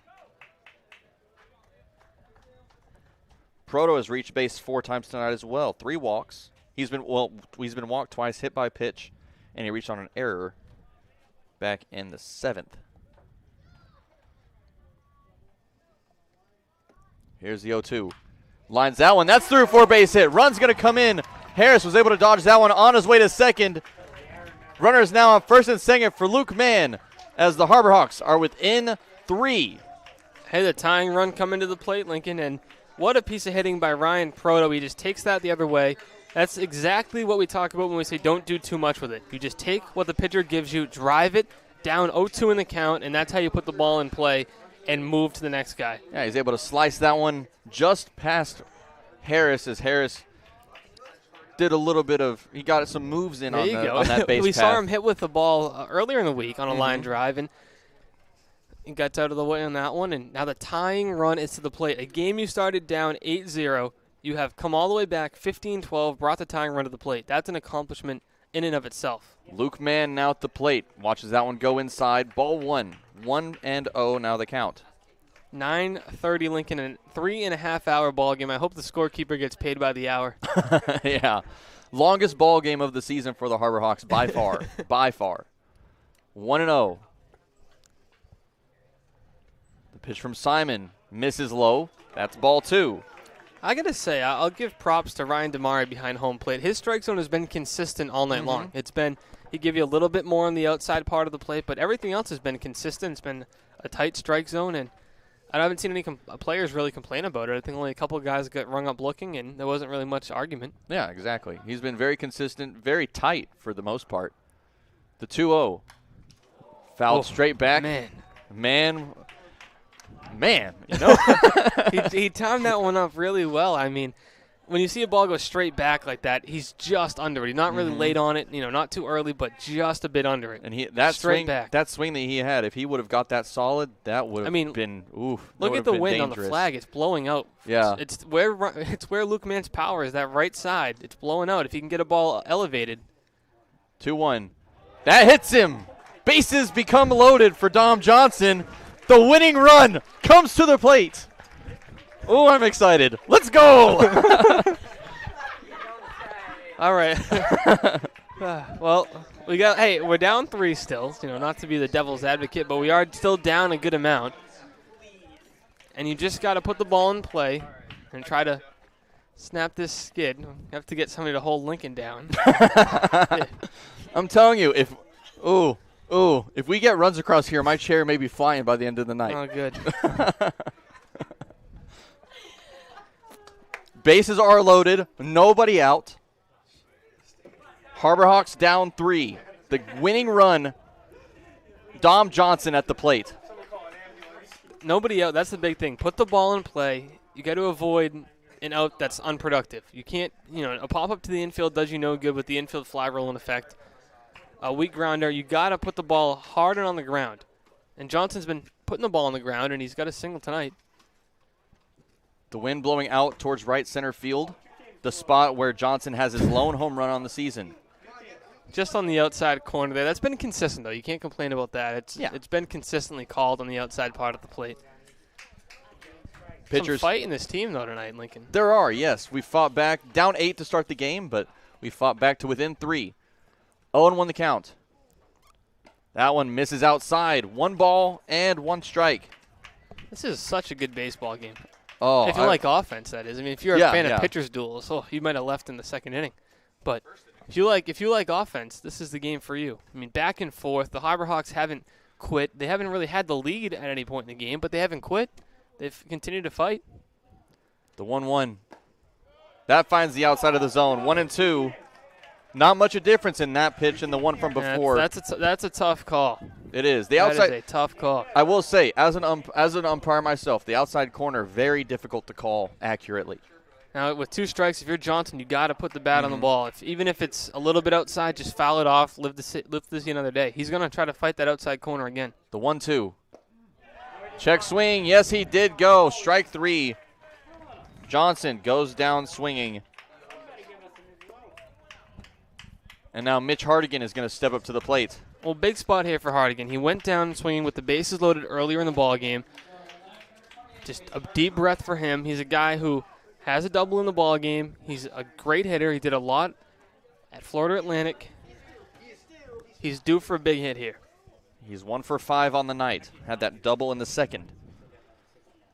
The pitch from Simon comes in. That misses inside. Almost got past Tinsman, but he was able to stop it. Count moves to 1 ball and no strikes. How often do you see a baseball game where 27 runs come across the plate? Oh, once in a blue moon, if that, 27 runs. Is that 31 hits? We have 15? Mm-hmm. Wow. 31 hits, 4 errors, and 27 runs. That pitch just missing on the outside. 2-0 the count. The dugout's excited. They're on their feet. They're on the railing. Can you blame them? I'm with them. If you can get right now Hardigan on or even get a run in, Ryan Romano has found his swing the last 2 at-bats. A pair of doubles. He's a guy, when he gets hot, he can put the ball a mile. And even Hardigan, too. Hardigan has a double in the game. Just don't have to do it yourself. That one hit over to short. Tossed over to second for 1. Over to first is in time.